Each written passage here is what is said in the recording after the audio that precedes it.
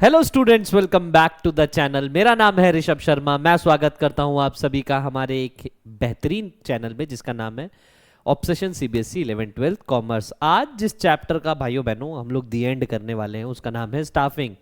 ठीक है, थोड़ा सा बड़ा चैप्टर है, लेंदी चैप्टर है, लेकिन उतना ही आसान है। जैसे ऑर्गेनाइजिंग था वैसे ही स्टाफिंग है। ठीक है, आओ भाई थोड़ा सा प्रचार प्रसार कर लेते हैं। अगर आप हमें फॉलो करना चाहते हैं तो आप हमें फॉलो कर सकते हैं ऑब्सेशन इंस्टीट्यूट पे। ये हमारा इंस्टाग्राम हैंडल है, इस पे आपको नेसेसरी इंफॉर्मेशन मिलती रहेगी। और अगर आप हमारे लाइव लेक्चर्स अटेंड करना चाहते हैं या हमारे नोट्स को देखना चाहते हैं या लाइव नोट्स चाहिए आपको, तो आप हमारा एप्लीकेशन भी डाउनलोड कर सकते हैं जिसमें Android users can download obsession and entrance hub, और आईओएस यूजर्स हमारे माई इंस्टीट्यूट नाम से हमारा एप्लीकेशन डाउनलोड कर सकते हैं। All iOS users make sure when they download their app they need to put the organization code that is JWJXV। ये ensure करना बहुत जरूरी है कि ये ऑर्गेनाइजेशन कोड आप लिखें। आओ भाई, रघुकुल रीत सदा चली आई, प्राण जाए पर वचन ना जाए, वही तरीका। अपने अपने नोट्स निकाल लो, पेन पेपर लेके बैठ जाओ, क्योंकि जिसने लिखा नहीं उसने पढ़ा नहीं। आओ भाई, है ना। फिर से देख लो भाई कितने टॉपिक कवर करने। टोटल 10 टॉपिक हैं, बस 10 ये तो हो जाएंगे। नहीं, अंदर सब टॉपिक्स भी बहुत सारे हैं, जैसे सॉरी, इंट्रोडक्शन। तबियत खराब है भाइयों बहनों। Introduction, meaning of staffing, importance of staffing, staffing as a HRM, part of human resource management, है ना। Evolution of human resource management, staffing process आएगा। एस्पेक्ट्स ऑफ स्टाफिंग जिसमें रिक्रूटमेंट है, सिलेक्शन है और ट्रेनिंग एंड डेवलपमेंट है। Question फंसेंगे। और भाई शुरू करते हैं। स्टाफिंग क्या कह रहा है। स्टाफिंग देखो, अगर इनको जानते हो, ये क्या है ना, ये कौन है, ये है नारायण मूर्ति, इन्फोसिस के को फाउंडर। ठीक है, इन्होंने एक स्टेटमेंट दी थी कि our assets walk out of the door every evening, we must make sure that they come back next morning. इस स्टेटमेंट से एक अच्छे स्टाफ की इंपॉर्टेंस का पता चल जाता है। क्या कह रही है, ये कह रही है स्टेटमेंट कि जो हमारे असेट्स हैं, है ना, एक बिजनेस में एसेट्स क्या होते हैं, वो जिनसे आप इनकम जनरेट करते हो। ठीक है, हमारे जो असेट्स हैं, रियल एसेट्स हैं, वो डेली हमारे ऑफिस को छोड़ के इवनिंग में जाते हैं। और एक अच्छी ऑर्गेनाइजेशन वो है जो ये इंश्योर करे कि वो अगले दिन तुम्हारे पास काम करने वापस आए। We must ensure they come back next morning. यार इसका मतलब क्या हुआ, सपोज करो तुम एक बिजनेसमैन हो, तुम्हारे पास दुनिया भर का पैसा है, लेकिन कोई तुम्हारे साथ काम करने को राजी नहीं है, तो किस तरीके से काम चलाओगे। तुम्हारे पास सारी रिसोर्सेज हैं एक्सेप्ट गुड ह्यूमन रिसोर्स, तुम आगे नहीं बढ़ सकते। इस स्टेटमेंट से एक अच्छे स्टाफ की इंपॉर्टेंस का पता चलता है। स्टाफिंग नाम में ही मीनिंग छुपा हुआ है। स्टाफिंग का मीनिंग नाम में ही छुपा हुआ है। स्टाफिंग का सिंपल लेना देना है स्टाफ से, वो स्टाफ जो तुम्हारे लिए काम करेगा। सीधा लेना देना किससे, एम्प्लॉयज से। यार प्लानिंग करी तो ऑर्गेनाइजेशन के ऑब्जेक्टिव सेट किए, ऑर्गेनाइजिंग करी तो एक स्ट्रक्चर, ऑर्गेनाइजेशन स्ट्रक्चर, जो स्केलेटन ऑफ ऑर्गेनाइजेशन होता है, ढांचा, कि कितने production department, finance department, research department, कितने डिपार्टमेंट होंगे, उन डिपार्टमेंट में कितने कितने लोग होंगे, ये सारी चीजें क्लियर। ढांचा बना लिया, अब उस ढांचे में लोगों को रखना भी तो होगा। यानी when you get an organisation structure, it is necessary that you put desired and appropriate people into that places. ठीक है, तो क्या कह रहा है, हर organisation, every organisation, whether it is Infosys, Indian railway, Tata Motors और इवन स्कूल, हॉस्पिटल, स्टार्टअप, कि तुम कोई पब्लिक सेक्टर रख लो, कोई प्राइवेट सेक्टर रख लो, कोई टेक कंपनी रख लो, कोई स्कूल रख लो, कोई हॉस्पिटल रख लो, कोई इकोनॉमिक एंटिटी उठा लो, कोई नॉन इकोनॉमिक एंटिटी उठा लो, they require human beings to perform all its activity। बिना ह्यूमन बीइंग के ना इंफोसिस चल सकता है, ना ही रेलवे, ना ही टाटा मोटर, दुनिया की कोई कंपनी। ठीक है, कह रहा machines, money and technology are important. हाँ ठीक है भाई, ये फिजिकल रिसोर्सेज जरूरी हैं, लेकिन ये फिजिकल रिसोर्सेज अपने आप में कुछ नहीं कर सकती जब तक इसको चलाने के लिए ह्यूमन ब्रेन्स ना आए। कह रहा है but they can not function on their own, hence people are the most valuable assets of an organisation. एक ऑर्गेनाइजेशन के लिए सबसे जरूरी ये नहीं कि उसके पास कौन सी मशीनरी है, कितना पैसा है, सबसे अच्छी चीज ये है, सबसे जरूरी चीज ये है कि उसके लिए काम करने वाले लोग किस तरीके के हैं, क्या वो हाईली स्किल्ड वर्कर हैं कि नहीं, बात खत्म। आओ भाई, तो हम क्या मीनिंग लिख सकते हैं भाई, जनरल मीनिंग तो हम ये कह सकते हैं कि स्टाफिंग का लेना देना किससे, putting right people in the right place at the right time, या putting right people in on the right job. अब जैसे कि तुमने एक स्ट्रक्चर बनाया, ऑर्गेनाइजिंग फंक्शन जब किया तो तुमने एक स्ट्रक्चर बनाया कि कंपनी का एक सीईओ है, उसके कंपनी के अंडर में 3 से 4 डिपार्टमेंट हैं। पहला डिपार्टमेंट है प्रोडक्शन, है ना, प्रोडक्शन, फिर दूसरा है फाइनेंस,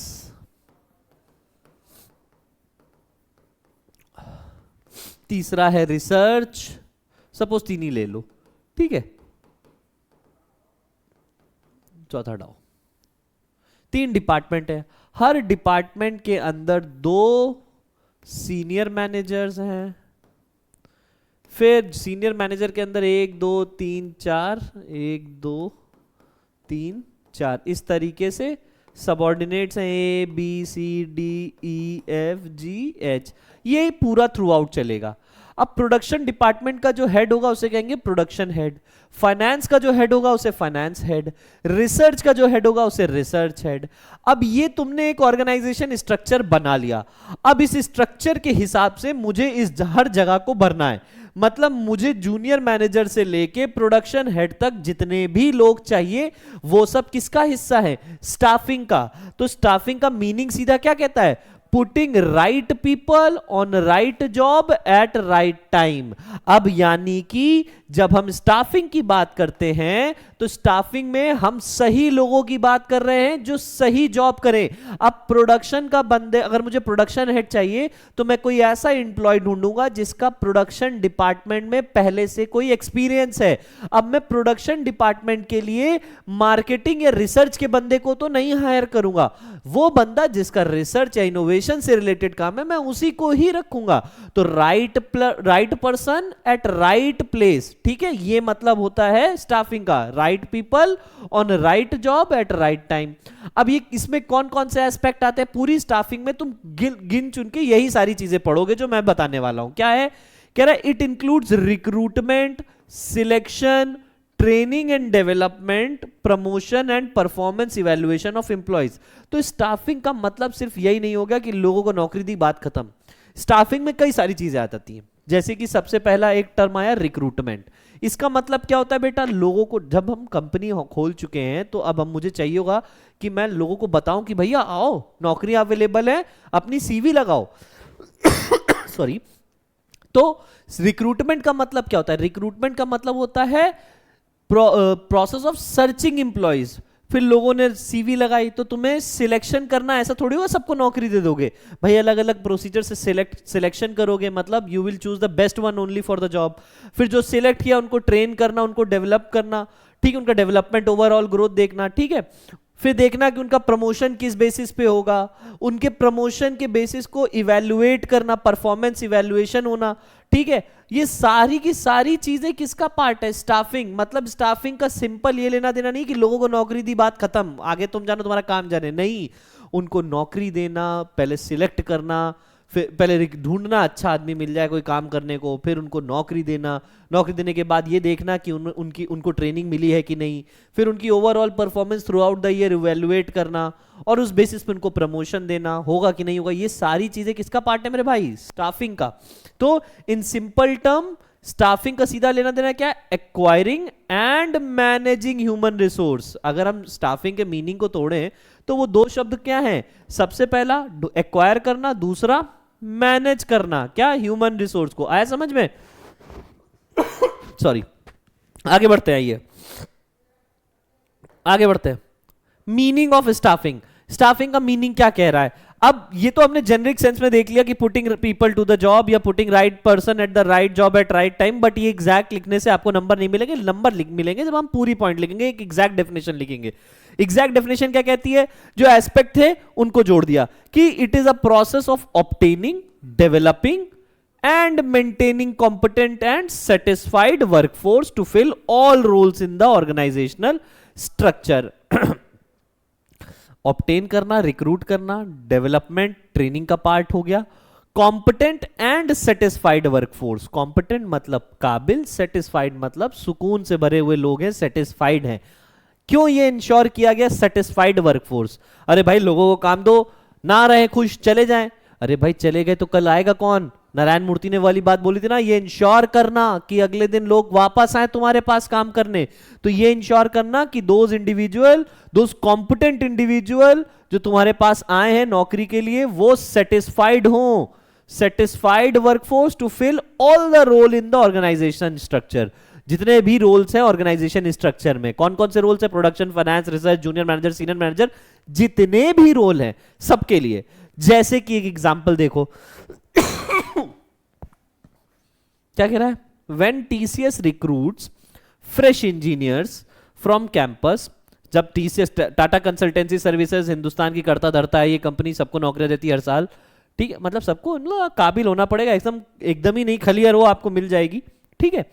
फ्रेश इंजीनियर्स कैंपस से लेती है तो सबसे पहले क्या होती है? नौकरी थोड़ी दे देगी, उनको ट्रेन करेगी, है ना, फिर प्रमोशन देगी हायर रोल के लिए, ताकि ये स्टाफिंग का प्रोसेस चलता रहे। This complete the process of staffing, और ये keep on, it's a continuous process. Management का कोई भी function, planning, organising, staffing, directing, controlling, आप एक बार का नहीं होता है, ये जब तक ऑर्गेनाइजेशन है तब तक चलता रहेगा। That is why it is known as management cycle, ठीक है। आओ भाई, क्यों जरूरी है एक अच्छी स्टाफिंग? क्यों जरूरी है ये देखना कि सही बंदा हायर हो? क्यों जरूरी है उसको ट्रेन करना, उसकी परफॉर्मेंस को इवेल्युएट करना? तो एक जेनेरिक आइडिया क्या देता है कि अगर तुम स्टाफिंग फंक्शन करते हो तो तुम हवा में लोगों को नहीं रखते हो। That means you ensure that right person for the right job. भाई प्रोडक्शन डिपार्टमेंट के लिए अगर किसी को ढूंढ रहे हो तो जाहिर सी बात है तुम ये इंश्योर करोगे कि मेरे पास जो बंदा आए वो प्रोडक्शन डिपार्टमेंट के लिए ही है, उसका एक्सपीरियंस प्रोडक्शन डिपार्टमेंट से रिलेटेड हो। क्लियर? तो right person at right job. Improves efficiency and productivity. भैया जब तुम स्टाफ रखते हो तो उनको ट्रेन करते हो। एक ट्रेन्ड एम्प्लॉय एक अनट्रेन्ड एम्प्लॉय के मुकाबले ज्यादा अच्छा और कम समय में आउटपुट जनरेट करेगा। यार अगर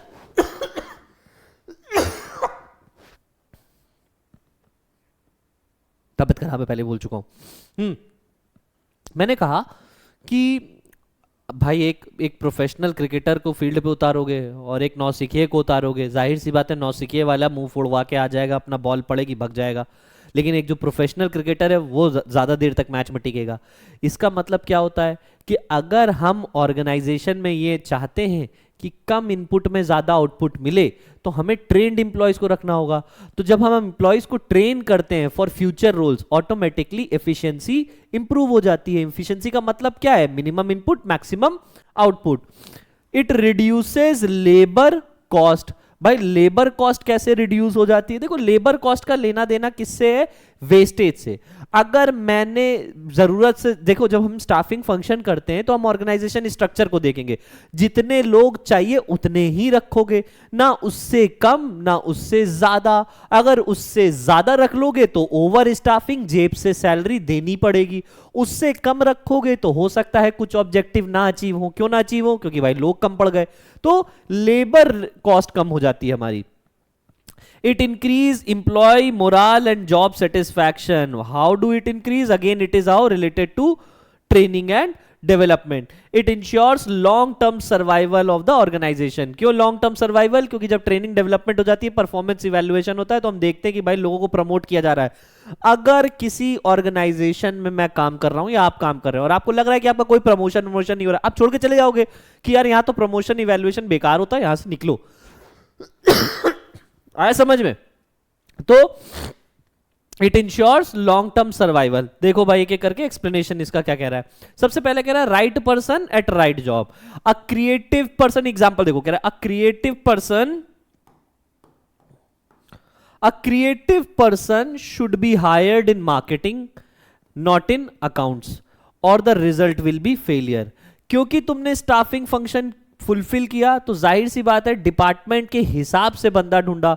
अब अगर मार्केटिंग की जॉब है तो हम उसमें अकाउंटेंट को थोड़ी बैठाएंगे, ठीक है? अगर हमने ऐसा किया तो गड़बड़ हो जाएगी। तो क्या कह रहा है? Staffing helps in finding and placing suitable people as per their skills, qualification and interest, जैसी जिसकी स्किल, जैसी जिसकी क्वालिफिकेशन और जो इंटरेस्ट उसके हिसाब से उसकी नौकरी। ठीक। It improves efficiency and productivity. कह रहा है well selected and well trained employees. आ गया ना, एक ट्रेन्ड एम्प्लॉय एक अनट्रेन्ड एम्प्लॉय के मुकाबले ज्यादा आउटपुट जनरेट करता है। Performs better and makes fewer mistakes and increases output. क्या कह रहा है? ठीक है। Maruti Suzuki trains its factory workers in Japanese technique. Maruti Suzuki क्या करती है? अपने फैक्ट्री वर्कर को जापानीज टेक्निक ट्रेन करती है, जापानीज टेक्निक्स में ट्रेन करती है। उससे होता क्या है? आज भाई टॉप 10 गाड़ियां देखना कभी भी हिंदुस्तान में बिकी होंगी, सबसे टॉप 10 में 7 गाड़ियां अकेले मारुति की होंगी। ऑटोमेटिकली क्या होता है? डिफेक्ट कम होते हैं, आउटपुट ज्यादा तेजी से जनरेट होता है। High speed plus zero defect. Next, importance of staffing में कह रहा है इट रिड्यूसेस लेबर कॉस्ट। मैंने क्या बताया था? ओवर स्टाफिंग जिससे वेस्टेज होती है सैलरी की, अंडर स्टाफिंग जिससे वर्क प्रेशर और डिले, ये दोनों ही चीजों से आप बच जाते हैं। It ensures optimum utilisation of human resources. What do you mean by optimum utilisation? ना कम पड़ रहा है ह्यूमन रिसोर्स, ना ज्यादा हो गई। ज्यादा हो गई तो जेब से सैलरी देनी है, कम पड़ गए तो वर्क प्रेशर हो गया, जितने काम कर रहे हैं वो भी भग जाएंगे। Increase employee morale and job satisfaction. How does it increase job employee morale and job satisfaction? क्योंकि यहां पर गेम हो रहा है प्रमोशंस का। क्या कह रहा है?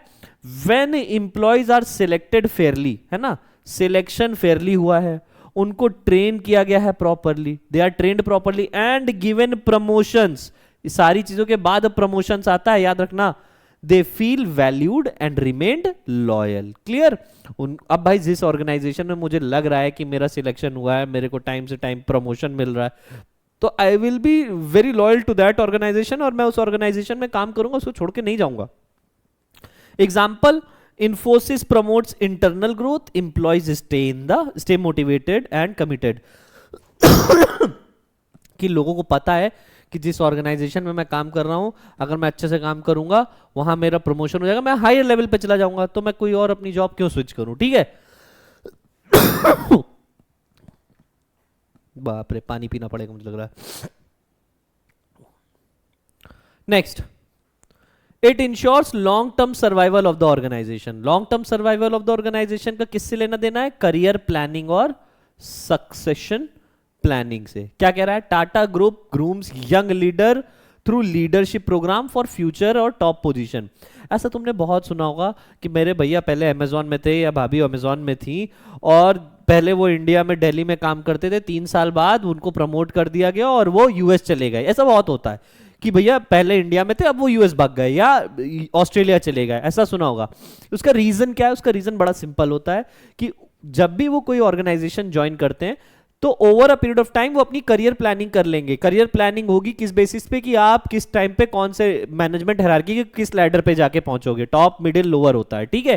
तो क्या कह रहा है? Staffing helps developing future managers. How? Through career planning and succession. जैसे एग्जांपल मैंने दे दिया। ये हो गए हमारे 5 मेजर इंपॉर्टेंस।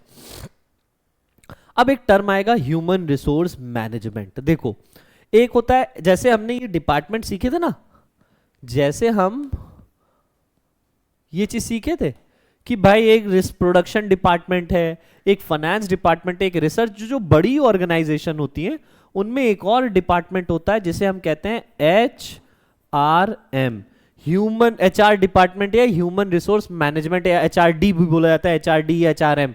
HRD बोले तो ह्यूमन रिसोर्स डिपार्टमेंट है। ह्यूमन रिसोर्स मैनेजमेंट क्या है यार? करोड़ों की कंपनी, हजारों करोड़ों की कंपनी है। मेरे एक सवाल का जवाब देना, इतने सारे लोग काम कर रहे हैं, 1000 करोड़ की कंपनी है, कम से कम 10,000 लोग तुम्हारे लिए काम कर रहे हैं, तो उन 10,000 लोगों का भी तो मैनेजमेंट जरूरी है। अगर तुम उन 10,000 लोगों के ग्रीवेंसेस, उनकी सैलरी सब नहीं देखोगे तो भी दिक्कत की बात है। तो एक डिपार्टमेंट होता है, सेपरेट डिपार्टमेंट नई मैनेजमेंट में आ गया है। मैनेजमेंट में मतलब मॉडर्न मैनेजमेंट का एक हिस्सा हो गया है कि आज की डेट में हर ऑर्गेनाइजेशन को एक HR डिपार्टमेंट बनाना पड़ता है। इसकी पढ़ाई होती है अलग से। BA MA integrated in human resource management Tata institute of social sciences कराता है। 5 साल की पढ़ाई होती है, पढ़ोगे सीधा HR बनोगे, मस्त रंगोली बनाओगे। नहीं भैया, HR का बहुत काम होता है। मेरी HR गुस्सा हो गई तो क्या, मैं क्या करूंगा। एचआर भाई बहुत मेहनती होते हैं, बहुत काम करते हैं यार, उनके बगैर कोई ऑर्गेनाइजेशन नहीं चल सकती, क्योंकि वो सबसे ज़्यादा कंट्रीब्यूट करते हैं। अगर वो नहीं रहेंगे तो लोग नहीं रहेंगे, लोग चले जाएंगे तो भाई ऑर्गेनाइजेशन में काम कौन करेगा। आगे बढ़ते हैं, एचआर के लिए था मेरी ये। एचआरएम मतलब इनका काम क्या होता है, अब मैंने वही घुमा फिरा के फिर से वापस पे आते हैं। अगर मैं कह रहा हूँ कि एक संस्था में हजारों सैकड़ों हजारों लोग काम कर रहे हैं, तो कब किस कौन आ रहा है, कब कौन जा रहा है, कौन अच्छे से काम कर रहा है, कौन अच्छे से काम नहीं कर रहा है, किस परफॉर्मेंस इवैल्यूएशन जिसे हम कहेंगे, किसने अपने टारगेट्स अचीव किए, किसने टारगेट अचीव नहीं किए, कौन आनाकानी कर रहा है ना, या आपस में किसी के ग्रेवियंसेस हो गए, किसी को टॉप मैनेजर के साथ कोई कॉन्फ्लिक्ट हो गया, मैनेजर्स के मैनेजर्स में कॉन्फ्लिक्ट हो गए, एडमिनिस्ट्रेटिव डिपार्टमेंट के ऑफिसर्स डिपार्टमेंट के साथ हो गए, मैनेजमेंट टॉप लेवल्स के साथ हो गए कॉन्फ्लिक्ट, ये ग्रीवियंसेस सॉल्व करने की बात हो गई, परफॉर्मेंस इवैल्यूएट करने की बात हो गई ना, नए लोगों को हायर करने की बात हो गई कि सपोज करो जब आप नई नौकरी ढूंढ रहे हो या कहीं जॉब ढूंढ रहे हो, तो आप डायरेक्टली कंपनी को कैसे अप्रोच करते हो, उसका एचआर आपसे बात करेगा। तो रिक्रूट करने की बात हो गई, नए स्टाफ रखने की बात हो गई, उनको ट्रेन करने की बात हो गई, ये सारा काम कौन करता है, एचआरडी करता है। तो एचआरडी में या एचआरएम में, एचआरएम एक बड़ा टर्म हो जाता है। लोग एचआरएम को और स्टाफिंग को अलग अलग समझते हैं, अलग है, लेकिन एचआरएम एक बड़ा टर्म है। ह्यूमन रिसोर्स मैनेजमेंट के अंदर रिक्रूटमेंट, वो जो डिपार्टमेंट है वही रिक्रूट कर रहा है, वही स्टाफ कर रहा है, वही सिलेक्शन रख रहा है, वही सिलेक्ट कर रहा है, उन्हीं वही ट्रेन कर रहा है, ग्रीवेंसेस भी वही सॉल्व कर रहा है, परफॉर्मेंस इवैल्यूएशन का काम भी उन्हीं का है। तो एचआरएम डिपार्टमेंट, एचआरएम अपने आप में एक बड़ा टर्म हो जाता है। क्या कह रहा है, कह रहा है एचआरएम का काम क्या है, स्ट्रैटेजिक ऑब्जेक्टिव बनाना, नए एम्प्लॉयज को ढूंढना, उन्हें ट्रेन करना, रिक्रूट करना, अच्छा काम करने वाले को रिवॉर्ड करना, बिजनेस वैल्यू प्रिपोजिशन रखना, आखिरकार करियर प्लानिंग और सक्सेशन, ये सारी चीजें आती हैं। आप देखो इसमें स्टाफिंग में, staffing as a part of human resource management में कितने टॉपिक आ रहे हैं। सबसे पहला देख लो, staffing as a part of HRM है। इसके बाद क्या, इसके अंदर evolution of human resource management, किस तरीके से ह्यूमन रिसोर्स मैनेजमेंट को इज्जत मिलना चालू हुई, इसके 3 स्टेजेस आएंगे, प्री इंडिपेंडेंस, पोस्ट इंडिपेंडेंस और मॉडर्न स्टेज की बात करेंगे। फिर स्टेजेस कवर, ये फिर से आ गया, स्टेजेस कवर होने के बाद आ जाता है कंक्लूजन। चलो देखते हैं। तो staffing as a part of HRM, हमने ये बता दिया है कि ह्यूमन रिसोर्स मैनेजमेंट बड़ा है, स्टाफिंग छोटा है, स्टाफिंग एचआरएम का पार्ट है। तो ये क्या कह रहा है, इंफोसिस और रिलायंस, कोई भी कंपनी उठाओ, चाहे वो इंफोसिस हो चाहे वो रिलायंस हो, कह रहा था HR handles all staffing function. ये जो ह्यूमन रिसोर्स डिपार्टमेंट होता है यही सारे फंक्शन हैंडल करता है। कहां से, right from hiring freshers, hiring करने से लेके उन्हें ट्रेन करने तक लेके, कंडक्टिंग अप्रेजल्स, मतलब जो अच्छा काम करेगा उसको अप्रेजल मिलेगा, planning and promotion of salary, सारी चीजें कौन कर रहा है, एचआरडी ही कर रहा है। ठीक है, managers at every level perform staffing, but in large companies a specialised HR department handle it. वैसे तो हर लेवल पे जो मैनेजर्स होते हैं वो ये काम करते हैं, लेकिन बड़ी बड़ी संस्थाएं जो होती है जिनके पास हपक के पैसा होता है, वो एक पर्टिकुलर डिपार्टमेंट ही बना देते हैं इस चीज के लिए। आगे देखो, अब कह रहा है staffing as a part of HRM में क्या क्या काम करता है। The HR department takes care of recruitment and selection. क्या कह रहा है, रिक्रूटमेंट एंड सिलेक्शन, कि भैया नए लोगों को ढूंढना और उन्हें सिलेक्ट करना। ट्रेनिंग एंड डेवलपमेंट, उनकी ट्रेनिंग डेवलपमेंट का भी ठेका इन्हीं के पास होता है। सैलरी किसकी क्या रहेगी, क्या इंसेंटिव्स मिलेंगे, भाई इंसेंटिव्स का मतलब क्या होता है, अपार्ट फ्रॉम सैलरी तुम्हें जो भी पर्क्स वगैरह मिलेंगे वो सब इंसेंटिव्स का पार्ट हो गए। Employee motivation and welfare, maintaining good relation between employer और एम्प्लॉय के बीच जो रिलेशन होंगे उसको ध्यान में रखना कि भाई एम्प्लॉयज जो है हमारे नाराज ना हो, ये सारी बातें। ठीक है, अब एवोल्यूशन कैसे हुआ ह्यूमन रिसोर्स मैनेजमेंट का। भाई पहले कोई ह्यूमन रिसोर्सेज के लिए अलग से काम नहीं होता था, ये तो भाई बिजनेसेस बढ़े, लोग आगे बढ़े, तब कहीं जाके इज्जत मिलने लगी ह्यूमन रिसोर्सेज मैनेजमेंट को। वरना क्या होता था कि भाई हंटर चलाओ, काम कराओ। हालांकि होता कुछ जगह आज भी यही है, लेकिन कह नहीं सकते, कुछ चीजें नहीं बोली जाती, लेकिन फिर भी human resource management did not exist in its modern form from the beginning. It evolved gradually as industrial needs changed over a time, जैसे जैसे इंडस्ट्रियल नीड्स बदलती गई वैसे वैसे ह्यूमन रिसोर्स मैनेजमेंट भी बदलता गया। अरे ये रामाधीर सिंह थोड़ी है कि पहले अभी अभी देश आजाद हुआ है और कोयला मजदूरों को गिरा गिरा के मार मार के काम करवा लिया। भाई आज की डेट में इंडस्ट्रियलाइजेशन आ गया है भाई, मॉडर्नाइजेशन हो गया है, कायदे कानून आ गए, लेबर लॉज आ गए, तो सारी चीजें ध्यान में रख के फिर हंटर मारा जाता है। मारा तो अभी भी पड़ता तो अभी भी है। ठीक है, आगे बढ़ते हैं। तो कह रहा है ह्यूमन रिसोर्सेज को, ह्यूमन रिसोर्स डिपार्टमेंट की 3 स्टेजेस थी। एक अर्ली स्टेज जिसे प्री इंडिपेंडेंस एरा बोला गया, एक मिड स्टेज जिसे पोस्ट इंडिपेंडेंस एरा बोला गया, और जो आज का है वो है modern stage era, today's era. भाई अर्ली स्टेज में क्या होता था, एक ऑफिसर अपॉइंट कर दिया जाता था। इट इज अपॉइंट, जो ऑफिसर होता था वो क्यों अपॉइंट किया जाता था, जैसे कि he is appointed to exploitation due to exploitation during industrial revolution and government labour laws. कि भाई एक ऑफिसर अपॉइंट कर दिया गया, उसका काम है कि भाई लेबर लॉज फॉलो कराए जाए लोगों से। जो पहले के जो इंडस्ट्रियलिस्ट होते थे रामाधीर सिंह टाइप के, अच्छा रामाधीर सिंह जिसको नहीं पता है वो गैंग्स ऑफ वासेपुर देखे जाके अकेले, ठीक है। It focuses only on the basic worker welfare, safety, canteen, restaurant, that's it. अब उसका भी काम क्या होता था भाई, रामाधीर सिंह के आगे कोई बोल सकता था? नहीं बोल सकता था। कोई लेबर ऑफिसर चला गया तो वो कहेगा भाई साहब देखो मार नहीं रहे हैं इनको, सेफ्टी है, खाने को कैंटीन एक दे दिया जिसमें चाय मिलती है, पकौड़े मिलते हैं, बात खत्म, और क्या चाहिए आपको? क्या हाँ हमें और कुछ नहीं चाहिए। अर्ली स्टेज ये, और वॉशरूम भी दे दिया है ना, वॉशरूम जाने की भी सुविधा दे दी है। फिर दूसरा आया पर्सनल मैनेजमेंट। ये पर्सनल मैनेजमेंट ये पोस्ट इंडिपेंडेंस, मतलब आजादी के तुरंत बाद जैसे जैसे एलपीजी वगैरह अनाउंस होने लग गया था उस टाइम की बात है ना। यहां पर क्या हुआ, जो पोस्ट मैनेजमेंट में था एचआरएम का क्या काम होने लगा, वो हायरिंग करने लगा, सैलरी डिसाइड करना, अटेंडेंस, रिकॉर्ड कीपिंग, ये सारे काम करता था कि कौन आ रहा है कौन जा रहा है। इसका एम क्या था इस टाइम पे, एक ही एम होता था कि hire and maintain employees not focused on growth और मोटिवेशन। सिंपल बेसिक काम कि भैया नए लोगों को हायर करो और उनकी सैलरी देखो क्या है, कौन आ रहा है कौन जा रहा है। कोई ग्रोथ और मोटिवेशन इन सब चीजों का कोई लेना देना नहीं, ट्रेनिंग व्रेनिंग कोई लेना देना नहीं। ये तो आज का समय है कि जो एचआर डिपार्टमेंट है वो सिर्फ हायरिंग या अटेंडेंस रिकॉर्ड ही नहीं रखता है, वो ट्रेनिंग का भी ध्यान रखता है अपने एम्प्लॉयज का।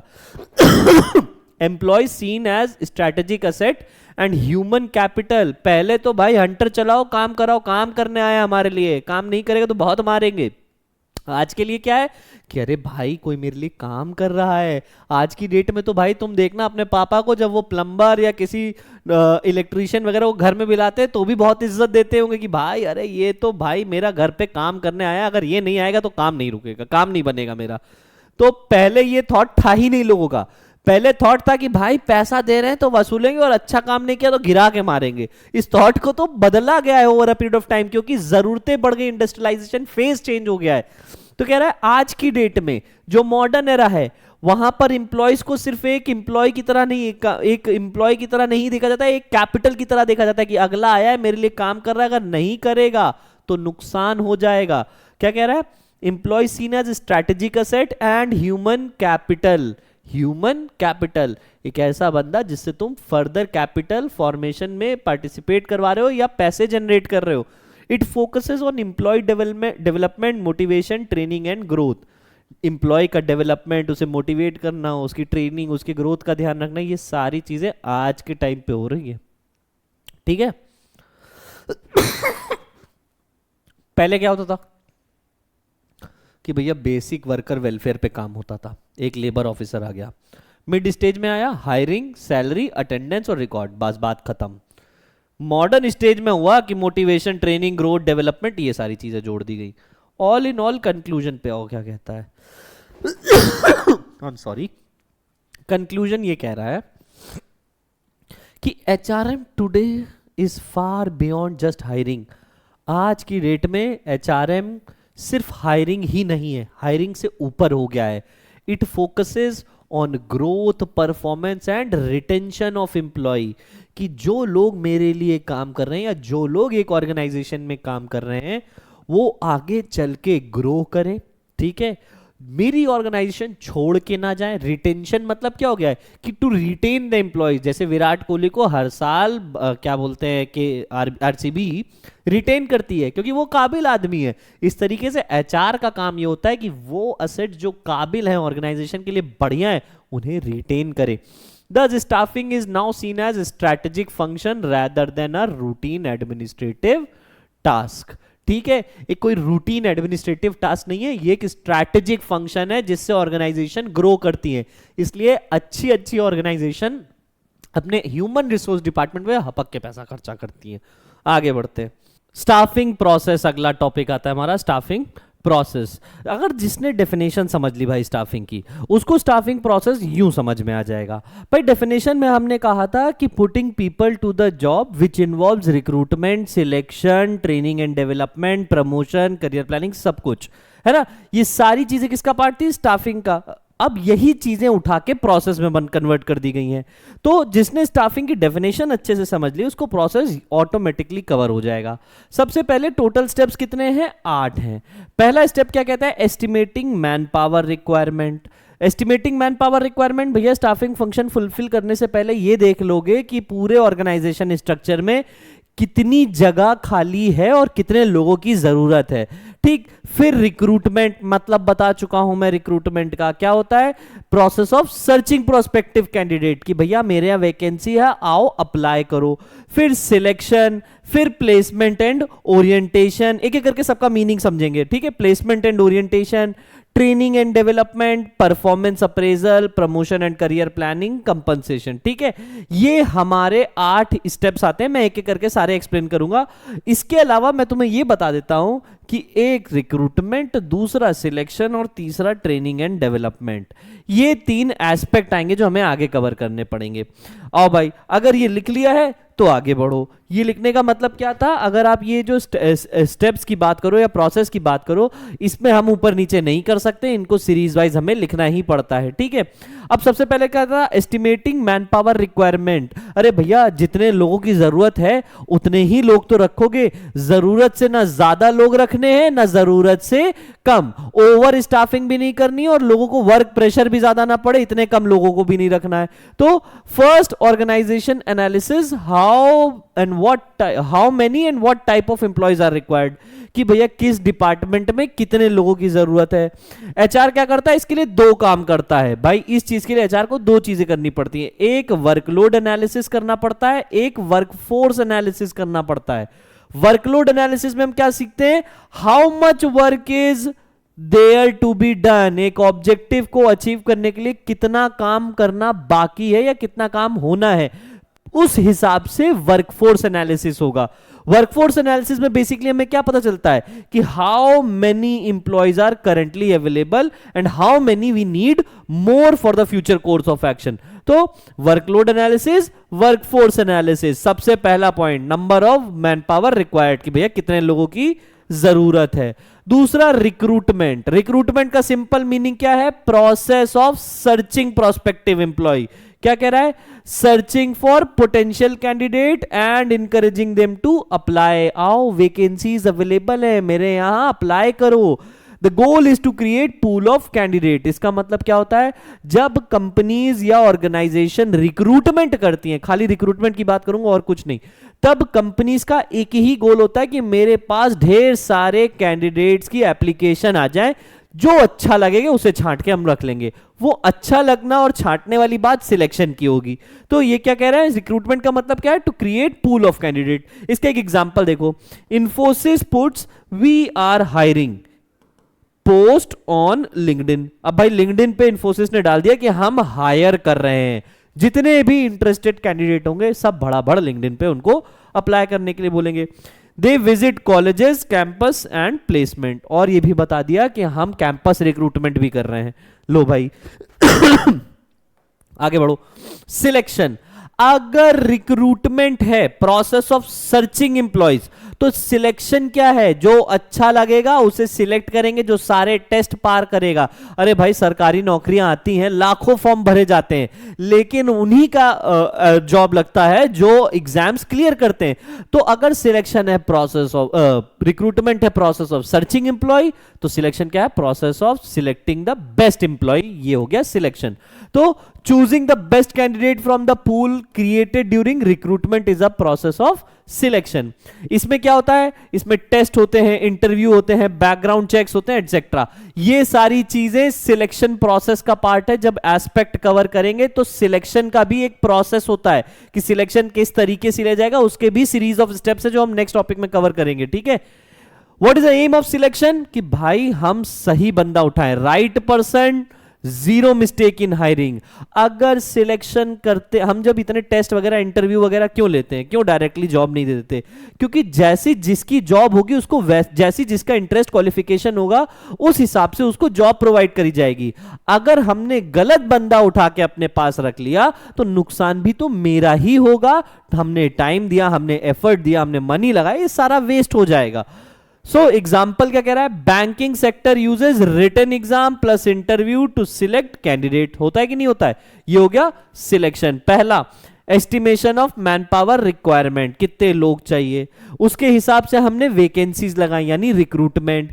फिर जो अच्छा लगा उसका सिलेक्शन टेस्ट कराया, इंटरव्यू लिया और बेस्ट पॉसिबल कैंडिडेट सिलेक्ट कर लिया। अब सिलेक्ट करने के बाद तुरंत नौकरी नहीं दे दी जाएगी, बताया जाएगा कि आपकी जॉब कहां पर लगी है और ओरिएंटेशन प्रोग्राम कराया जाएगा कि अगर आप सिलेक्ट हो गए हैं किसी कंपनी में इंटरव्यू टेस्ट इंटरव्यू वगैरह देके, तो वो बताएंगे कि आपकी पोजीशन किस डिपार्टमेंट में लगी है, एज अ मैनेजर लगी है, जूनियर मैनेजर लगी है, सीनियर मैनेजर लगी है। तो प्लेसमेंट मतलब कि providing you a particular position, what is your position of your job, ठीक है। एंड ओरिएंटेशन क्या होता है? देखो ओरिएंटेशन का मतलब होता है इंट्रोडक्शन। एक सिंपल मीनिंग में क्या होता है? इंट्रोडक्शन। इसका मतलब क्या होता है? जब भी कहीं तुम जाओगे, कोई नई कंपनी ज्वाइन करोगे, कल को अच्छे कॉलेजेस में जाओगे, तो एक इंप्लॉयर और एम्प्लॉय या एक टीचर और एक स्टूडेंट्स का क्या होता है? ओरिएंटेशन होता है। ओरिएंटेशन में क्या होता है? It is a process of familiarisation कि कंपनी के क्या रूल्स हैं, क्या रेगुलेशंस हैं, है ना, क्या काम आपको करना है, क्या आपको नहीं करना है, ठीक है। What are the things which is expected from you, who is your senior to whom you have to report, to the person who is going to report to you, मतलब कौन तुम्हारा सीनियर, कौन तुम्हारा जूनियर। ये सारी चीजें किसका part होता है? ओरिएंटेशन का, कि आपको ऑर्गेनाइजेशन से थोड़ा बहुत वाकिफ कराना। तो ये क्या हो गया? प्लेसमेंट मतलब क्या हो गया? Assigning the selected employee to the right job. अब जैसे तुमने अगर अप्लाई किया था प्रोडक्शन मैनेजर के लिए, तो तुमको senior manager eight production department बताया गया, एट प्रोडक्शन डिपार्टमेंट, ये आपको पोजीशन मिली है। तो ये आपका प्लेसमेंट हुआ है। कहां प्लेसमेंट हुआ है? XYZ लिमिटेड कंपनी में as a senior manager at in production department, ठीक है। ओरिएंटेशन, और इसको क्या बोलते हैं? इंडक्शन या इंट्रोडक्शन। क्या होता है? Introducing the employee to company rules, people, department etcetera. Example, new joiners at Infosys attend orientation week to understand company's culture, है ना। कंपनी के कल्चर को समझने के लिए क्या हुआ? ओरिएंटेशन रखवाया गया। चलो 4 पॉइंट कौन कौन से पढ़ लिए? Estimation of manpower required, दूसरा रिक्रूटमेंट, तीसरा सिलेक्शन, चौथा प्लेसमेंट एंड ओरिएंटेशन। अच्छा, प्लेसमेंट एंड ओरिएंटेशन होने के बाद क्या तुरंत काम पे बैठा देंगे? अरे नहीं यार, उनकी ट्रेनिंग कराई जाएगी। तो नेक्स्ट पॉइंट क्या आता है हमारा? ट्रेनिंग एंड डेवलपमेंट, क्योंकि हमने पहले ही सीख रखा है कि एक ट्रेन्ड एम्प्लॉय एक अनट्रेन्ड एम्प्लॉय से ज्यादा अच्छा होता है, वो ज्यादा आउटपुट जनरेट करता है, उसकी मिस्टेक्स कम होती हैं। तो यहां क्या कह रहा है? ट्रेनिंग का सिंपल मीनिंग क्या है? Improving skills for current job. और अगर मैं और सिंपल में करूं तो इसको क्या बोल सकते हैं? imparting knowledge and skills related to job, related to job, ठीक। ये हो गया कि भैया पर्टिकुलर जॉब से रिलेटेड नॉलेज और स्किल्स जो भी चाहिए वो इंपार्ट करना। है ना। अब जाहिर सी बात है, अगर आप सॉफ्टवेयर इंजीनियर के लिए आपने अप्लाई किया, आप एक सॉफ्टवेयर इंजीनियर की एक पोजीशन आपको मिल गई है, तो कंपनी आपको करंट सॉफ्टवेयर पे जो काम कर रही है उससे ओरिएंटेशन, उसी के अंदर ट्रेनिंग प्रोवाइड कराएगी, उसी से रिलेटेड एस्पेक्ट्स आपको सिखाएगी। क्लियर? ताकि जब आप एक्चुअल जॉब पोजीशन पे जाएं तो आपकी इफिशियंसी ऑटोमेटिकली बढ़ी हुई हो। Next, development. डेवलपमेंट एक बड़ा टर्म है, क्योंकि ट्रेनिंग आपकी जॉब रिलेटेड होती है ना। आपकी ट्रेनिंग किससे रिलेटेड है? Job related. डेवलपमेंट आपकी ओवरऑल ग्रोथ को बताता है कि आप गए थे सॉफ्टवेयर इंजीनियर, लेकिन आपने क्या किया, कंपनी ने आपको एमबीए भी कराया है ताकि आप बिजनेस लेवल एग्जीक्यूटिव डिसीजंस भी ले सके आगे चल के। तो यहां क्या है? Development, preparing employee for future growth and promotions. Clear? Example, Amazon train warehouse staff on automation plus AI based system। तो Amazon ने क्या किया, अपने warehouse staff को किस तरीके से ट्रेन किया है? ऑटोमेशन के हिसाब से प्लस AI बेस्ड सिस्टम को चलाने के लिए, कि AI बेस्ड सिस्टम रहेंगे, आपको उसको भी यूज करना है। ठीक है, तो उन्होंने क्या किया, दोनों तरफ फोकस करा, ट्रेनिंग और डेवलपमेंट। तो फिर से आओ, 4 पॉइंट हो गए थे, 5वां ये हो गया। कौन कौन से थे 4 point? Estimation of man power requirement number 1, दूसरा लोगों को बुलाना, रिक्रूटमेंट, तीसरा सबसे अच्छे लोग जो लगे उन्हें सिलेक्ट कर लेना, सिलेक्शन, चौथा प्लेसमेंट एंड ओरिएंटेशन, पांचवा ट्रेनिंग एंड डेवलपमेंट। अच्छा भाई, ट्रेनिंग एंड डेवलपमेंट हो गया, अब तो नौकरी दे दोगे? नहीं, अब नौकरी देने के बाद, नौकरी तो आपको मिल गई थी, अब आपका साल भर आपने कितना अच्छा काम किया, ट्रेनिंग में कितना अच्छा काम किया था, इस हिसाब से आपका परफॉर्मेंस अप्रेजल होगा। परफॉर्मेंस अप्रेजल भाई, इवैल्यूएटिंग वंस परफॉर्मेंस, कि तुमने क्या अपने टारगेट्स अचीव किए कि नहीं किए। तो कह रहा है, it means evaluating the performance of an employee against pre decided standards. Pre decided standards मतलब वो स्टैंडर्ड्स, वो ऑब्जेक्टिव जो आपको पहले ही डिसाइडेड थे। ठीक है, आपको पहले ही प्रोवाइड किए गए थे। It helps in decision related to promotion, salary hikes, training, transfer etcetera. कि भैया परफॉर्मेंस अप्रेजल आपने क्या किया, प्री डिसाइडेड स्टैंडर्ड के हिसाब से किसी बंदे की परफॉर्मेंस को चेक किया, इवैल्यूएट किया, अगर उसने रिक्वायर्ड टारगेट्स अचीव किए उस हिसाब से उसकी ट्रेनिंग, हाइक, ट्रांसफर सारी चीजें होंगी। फॉर एग्जांपल, अच्छा काम किया, सारे टारगेट्स अचीव किए, बढ़िया मस्त सैलरी बढ़ेगी, हाइक मिलेगा, पोजीशन बदलेगी। अगर तुमने सारे टारगेट्स अचीव नहीं किए हैं तो तुम्हारी ट्रेनिंग की जरूरत है, तुम्हारी स्किल्स को इंप्रूव कराने की जरूरत है, किस पर्टिकुलर फील्ड में स्किल्स इंप्रूव होनी चाहिए, सारी चीजें।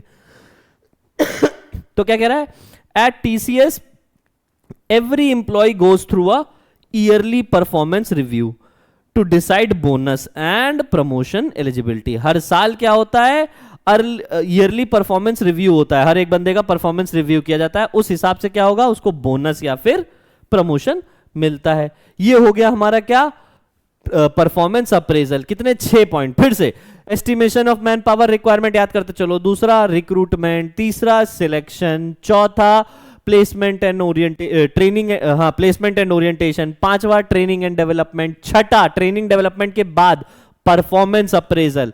अच्छा, परफॉर्मेंस अप्रेजल होने के बाद क्या होगा, अब बात करेंगे कि भाई प्रमोशन एंड करियर प्लानिंग। देखो, परफॉर्मेंस अप्रेजल होने के बाद ये होता है कि किस बेसिस पे आप प्रमोशन आपको मिलेगा, है ना। करियर प्लानिंग क्या होता है, बहुत सारे लोगों को ये जानना होता है कि आने वाले 3 साल 4 साल मैं आपकी संस्था के साथ जुड़ा रहूंगा, तो मैं अपने आप को कहां देखता हूं आने वाले टाइम पे, क्या मैं यहां पर सीनियर मैनेजर से क्या मैनेजर डिपार्टमेंट हेड की पोस्ट तक जा पाऊंगा कि नहीं जा पाऊंगा। करियर प्लानिंग का मतलब लॉन्ग टर्म फ्यूचर ग्रोथ। ठीक है, तो ये क्या कह रहा है, प्रमोशन का मतलब क्या होता है, जब एक आदमी की ड्यूटीज बढ़ा दी जाए, हायर लेवल पे उसे शिफ्ट कर दिया जाए। Shifting of employee to a higher position with more salary, authority and status. पहले जूनियर मैनेजर थे, फिर सीनियर मैनेजर हो गए, तो सैलरी भी बढ़ जाएगी, स्टेटस भी बढ़ जाएगा, ठीक है, रिस्पॉन्सिबिलिटीज भी बढ़ जाएंगी। करियर प्लानिंग का मतलब क्या होता है, भैया आने वाले टाइम पे आप क्या काम कर पाओगे, कितने टाइम में आप जूनियर मैनेजर से सीनियर मैनेजर बढ़ोगे, या कौन से विंग को देखोगे, ये सारी चीजें किसका पार्ट है, करियर प्लानिंग का। Career planning is helping employees grow in the long term as future leaders. Long term as future leader की जिंदगी भर जूनियर मैनेजर ही नहीं रहोगे, कल को सीनियर बनोगे, हो सकता है डिपार्टमेंट हेड बनो, उसके बाद एग्जीक्यूटिव पे आ जाओ। तो ये क्या है, करियर प्लानिंग का ही पार्ट है। कोई भी बंदा एक जगह स्टेबल होकर काम नहीं करना चाहता, वो चाहता है ग्रोथ। ठीक है, example, HDFC bank trains and promotes its clerk to the level of assistance manager over time. ठीक है, कि भैया क्लर्क पोजीशन पे आए थे लेकिन ट्रेनिंग करके के साथ साथ प्रमोशन मिला और क्लर्क से असिस्टेंट मैनेजर बन गए। ये क्या है, प्रमोशन एंड करियर प्लानिंग, जो अपने एचडीएफसी अपने एम्प्लॉयज को पहले बता के रखता है कि आपको इस तरीके से ये स्टेप्स अचीव करने हैं, आपका प्रमोशन होगा और उस बेसिस पे आपकी ग्रोथ होगी। आगे बढ़ते हैं। आखिरी में होता है पैसा कितना लोगे भैया, कंपनसेशन, सैलरी, पर्क्स क्या होंगे, घर मिलेगा कि नहीं मिलेगा, गाड़ी मिलेगी कि नहीं मिलेगी, है ना, क्या आपका हेल्थ मेडिकल इंश्योरेंस वगैरह सब होगा कि नहीं होगा, ठीक है, ड्राइवर आएगा कि नहीं आएगा। कंपनसेशन मतलब हर तरीके से जो एम्प्लॉय को पेमेंट मिलेगी इंक्लूडिंग पर्क्साइड्स। तो क्या कह रहा है, compensation refers to all form of financial and non financial rewards given to employees, है ना। फाइनेंशियल और नॉन फाइनेंशियल, पैसा बढ़ा दिया फाइनेंशियल, नॉन फाइनेंशियल भैया गाड़ी दे दी, पीएफ मिल रहा है, ठीक है, आपका मेडिकल इंश्योरेंस है, ये सब किसका पार्ट है, नॉन फाइनेंशियल। अब इसमें देखो क्या आ रहा है, salary and wages, incentives and bonus, medical insurance, provident fund, paid leave, perks. A good pay system keeps employee motivated and prevents them from joining competitor companies. अच्छा पैसा दोगे तो लोग तुम्हारे साथ जुड़े रहेंगे, वरना कोई और होगा जो तुम्हारे लिए तुम्हारे एम्प्लॉयज को ज्यादा पैसा देके अपने पास बुला सकता है। एक कंपनी को इंश्योर करना चाहिए कि फेयर वेजेस सिस्टम होना चाहिए या फेयर सैलरीज होनी चाहिए, कंपनसेशन जो हो वो काम के हिसाब से हो, ठीक है, यानी कि जितनी ज्यादा काम, जो जितने ज्यादा टारगेट अचीव कर रहा है उसकी कंपनसेशन उतनी ज्यादा हाई होनी चाहिए। Example, Google offers high salaries plus campus perk plus free meals plus health care to retain top talent. मतलब ये तो होता ही है, लोग क्यों अपना ड्रीम बना लेते हैं कि यार गूगल में काम करना है। गूगल तुम्हें सब कुछ दे देता है कि भैया आपके पास बच्चे भी हैं, अगर आपको बच्चे पालने हैं तो अरे हमारे यहाँ तो क्रच खुला हुआ है, आप आइए बच्चे को छोड़ दीजिए क्रच में, आके मस्त काम करिए।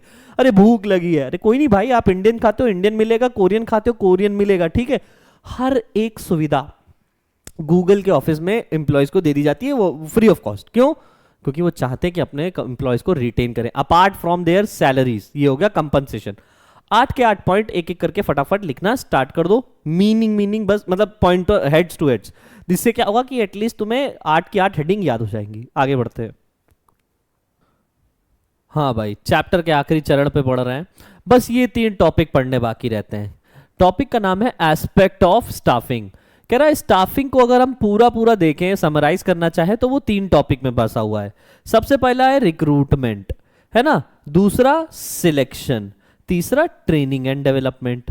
हमने तीनों का मीनिंग तो समझ ही लिया है कि रिक्रूटमेंट मतलब सर्चिंग प्रोस्पेक्टिव एम्प्लॉय, सिलेक्शन मतलब बेस्ट ऑल्टरनेटिव या बेस्ट कैंडिडेट को चूज करना, ट्रेनिंग एंड डेवलपमेंट मतलब imparting knowledge and skills related to job so that is efficiency and overall development can happen.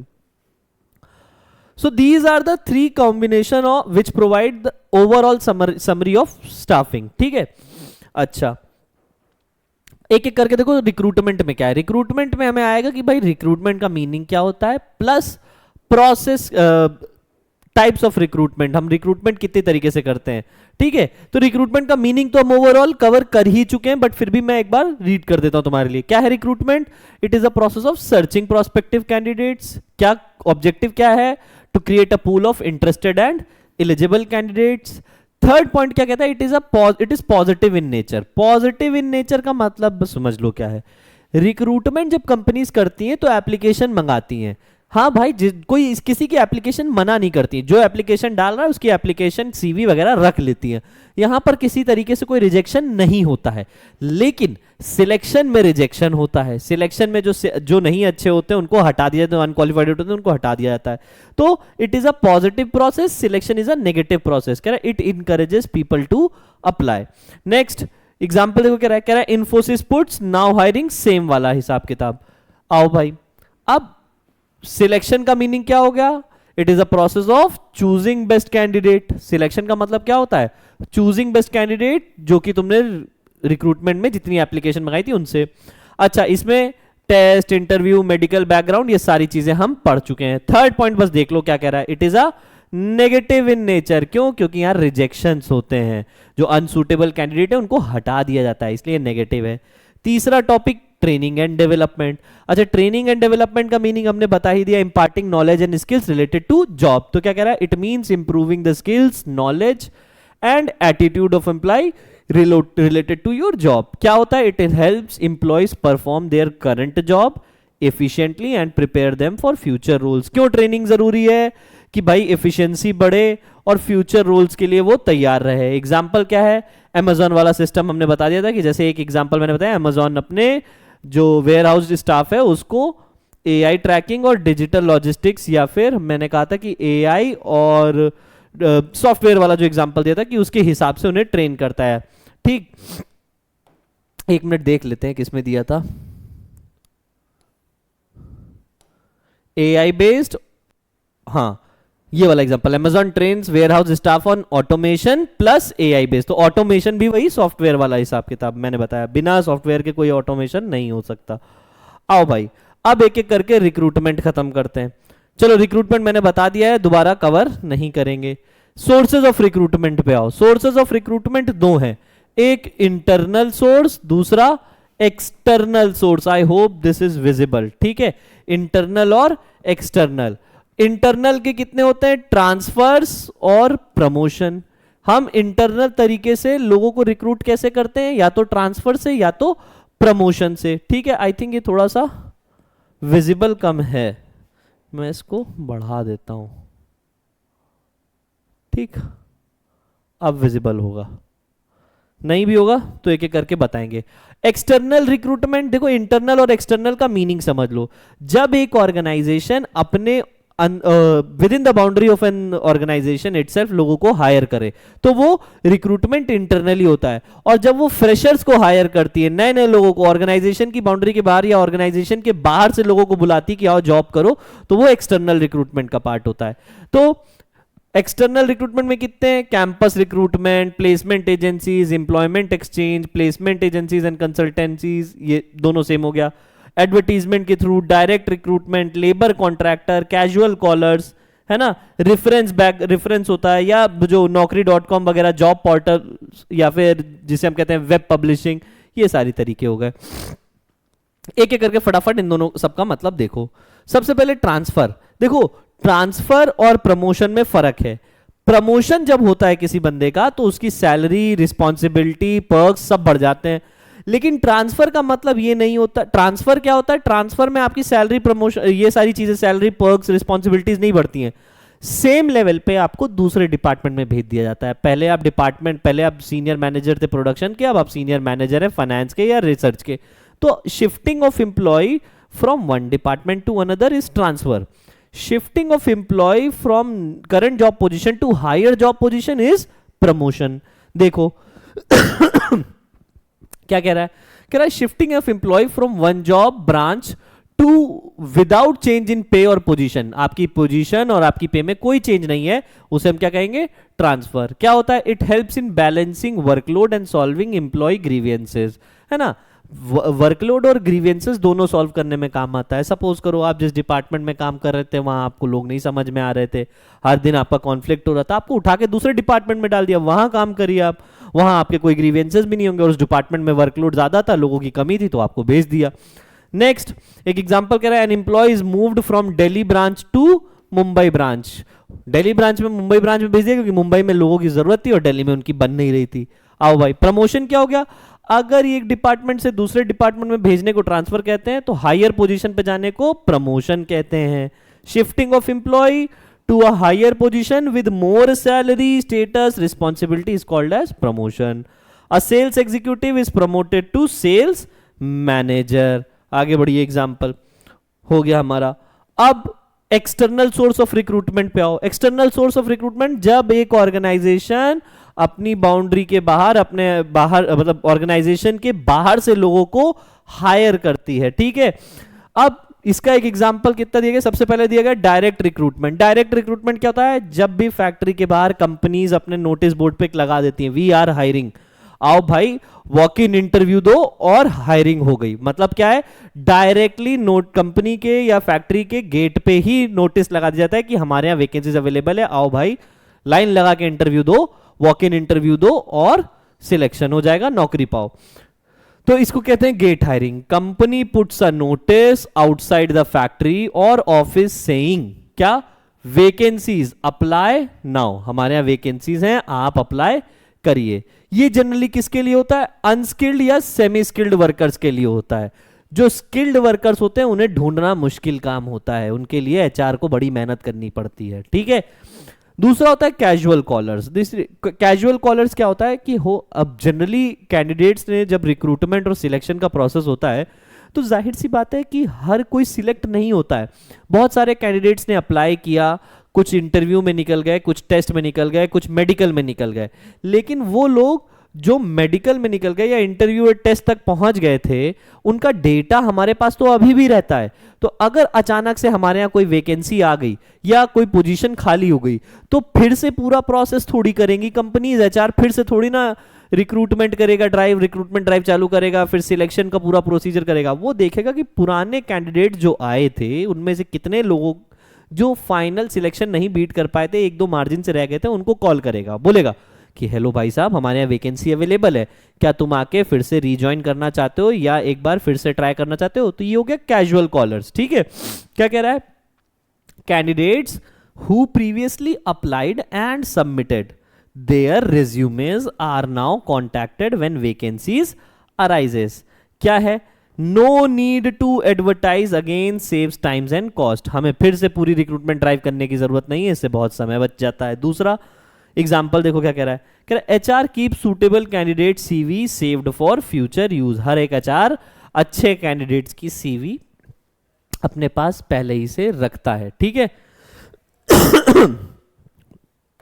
Next, अच्छा अब हो गया एडवर्टीजमेंट। अब यहां से जल्दी जल्दी देखो, कह रहा है एडवर्टीजमेंट न्यूज़पेपर ऑनलाइन पोर्टल्स, ठीक है। एडवर्टीजमेंट कर दिया, न्यूज़पेपर पे डाल दिया कि भैया नौकरी अवेलेबल है, वैकेंसीज अवेलेबल। ऑनलाइन पोर्टल का सहारा ले लिया, Naukri.com, Indeed, Shine, LinkedIn job, इन सब पोर्टल्स का सहारा लेके आपने पोस्ट कर दिया कि वैकेंसीज अवेलेबल है, ठीक है। इसे कहते हैं एडवर्टीजमेंट। क्या हो गया?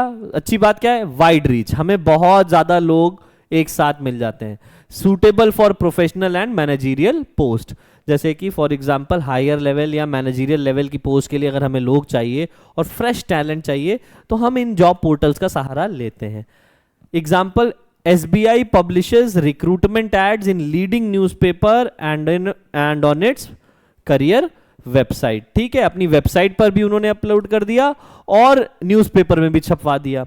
एम्प्लॉयमेंट एक्सचेंज, देखो एम्प्लॉयमेंट एक्सचेंज और प्लेसमेंट एजेंसीज, ये दो टर्म तुम्हारे सामने आएंगे।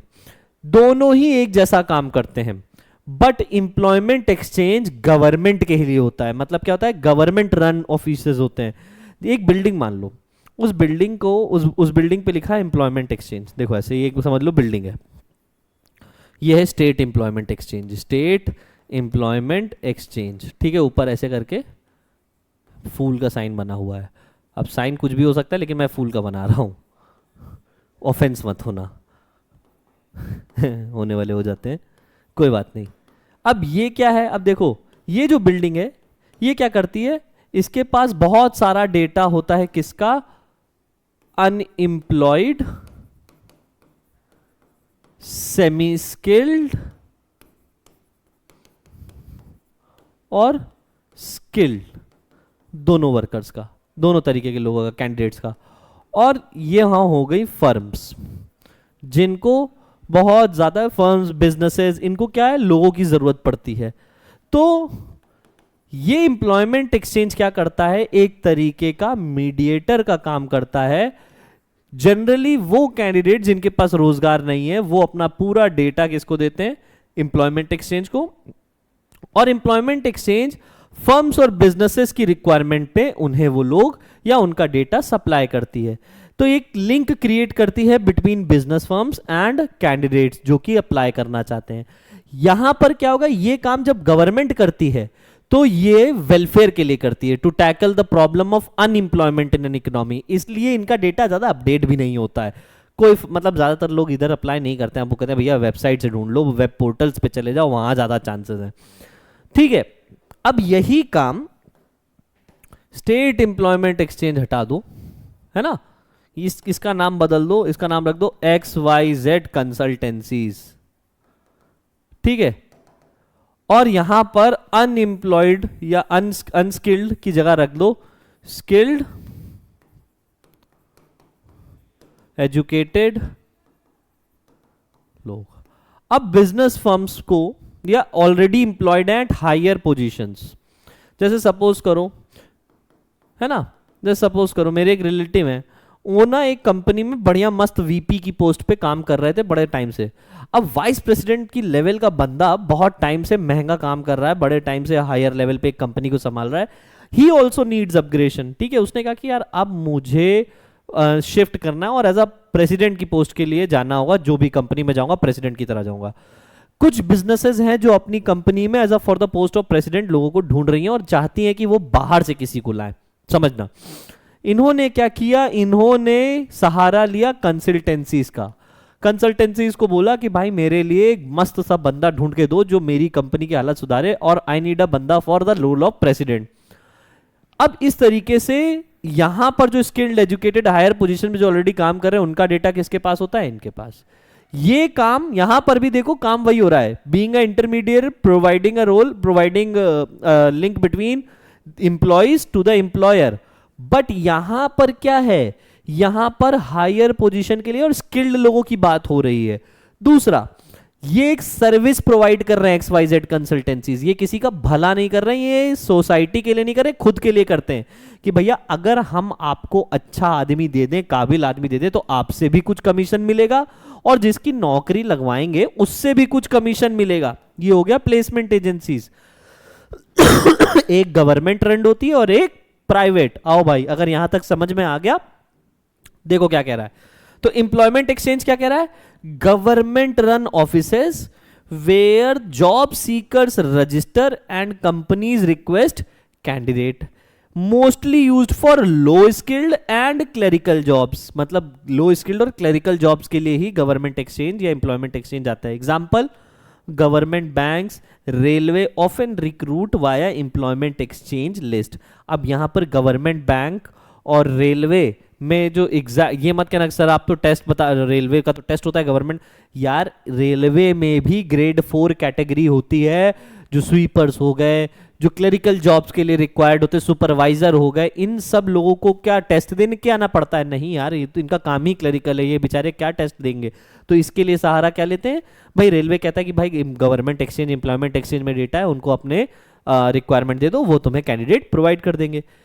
ठीक है, अब प्लेसमेंट एजेंसीज का देखो क्या कह रहा है, कह रहा है प्लेसमेंट एजेंसीज क्या है, special agencies provide highly skilled managerial candidates, highly skilled और मैनेजरियल कैंडिडेट्स। ठीक है, these are used for specialised job like CEO, CFO, मतलब chief executive officer, chief finance officer, engineers, IT expert. ये highly sophisticated jobs की position जहां जहां खाली होगी वहां प्लेसमेंट एजेंसीज आ जाती हैं। ठीक है, example companies like ABC consultants, नौकरी.com, रैंडस्टैड, ये सब किसका पार्ट है? ये एक तरीके की क्या है, प्लेसमेंट एजेंसीज हैं। अच्छा काम करोगे, हायर लेवल की पोस्ट के लिए अप्लाई करोगे तो क्या होगा, वो तुम्हें जॉब्स प्रोवाइड करेंगे, एक लिंक का काम करेंगे, प्लस कमीशन बेस्ड जॉब है इनका, कि अर्निंग जो है वो कमीशन बेस्ड है, वेलफेयर के लिए नहीं है।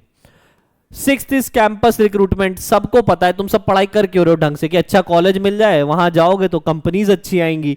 तो company visits colleges and universities to select fresh graduates, ये हो गया campus recruitment. TCS, Infosys, Wipro, Godrej और ना जाने इंडियन कितनी इंडिया की बड़ी बड़ी कंपनीज हैं जो कैंपस रिक्रूटमेंट को बहुत ज्यादा प्रेफर करती हैं। ठीक है, next, recommendation of employ. Recommendation of employ का मतलब क्या हो गया है, जैसे कि मैं एक ऑर्गेनाइजेशन में काम कर रहा हूं, अब उस ऑर्गेनाइजेशन में किसी और डिपार्टमेंट में जूनियर मैनेजर के रोल की जगह खाली है, तो मैंने उस डिपार्टमेंट के हेड को एक लेटर लिखा कि आई हैव अ गाय जो मेरे जानने वाला है, जो एक पर्टिकुलर कंपनी में काम कर रहा है या नहीं भी कर रहा है, उसकी ये रेज्यूमे है, I want you to consider him for the role of junior manager in this particular department. I have recommended someone who is outside the organization. इसको इंटरनल रिक्रूटमेंट का पार्ट नहीं मानेंगे। इंटरनल रिक्रूटमेंट का मतलब ये होता है कि पहले ही से तुम ऑर्गेनाइजेशन में काम कर रहे हो। ठीक है, तो क्या कह रहा है, रिफरल्स, इसको बेसिकली हम क्या कह सकते हैं, रिफरल्स। कह रहा है trust based selection usually reliable. Example, TCS employ refers friend for a data analyst job. Labour contractor, भाई लेबर कॉन्ट्रैक्टर ये होते हैं लेबर कॉन्ट्रैक्टर। जैसे मैंने कहा कि लेबर कॉन्ट्रैक्टर ठेकेदार, इन शॉर्ट क्या होता है भैया, ठेकेदार, काम ठेके पे दिया है, ये घर का ये काम होना है, ये एक फ्लोर ऊपर चढ़नी है, ठेकेदार। तो ठेकेदार क्या करता है?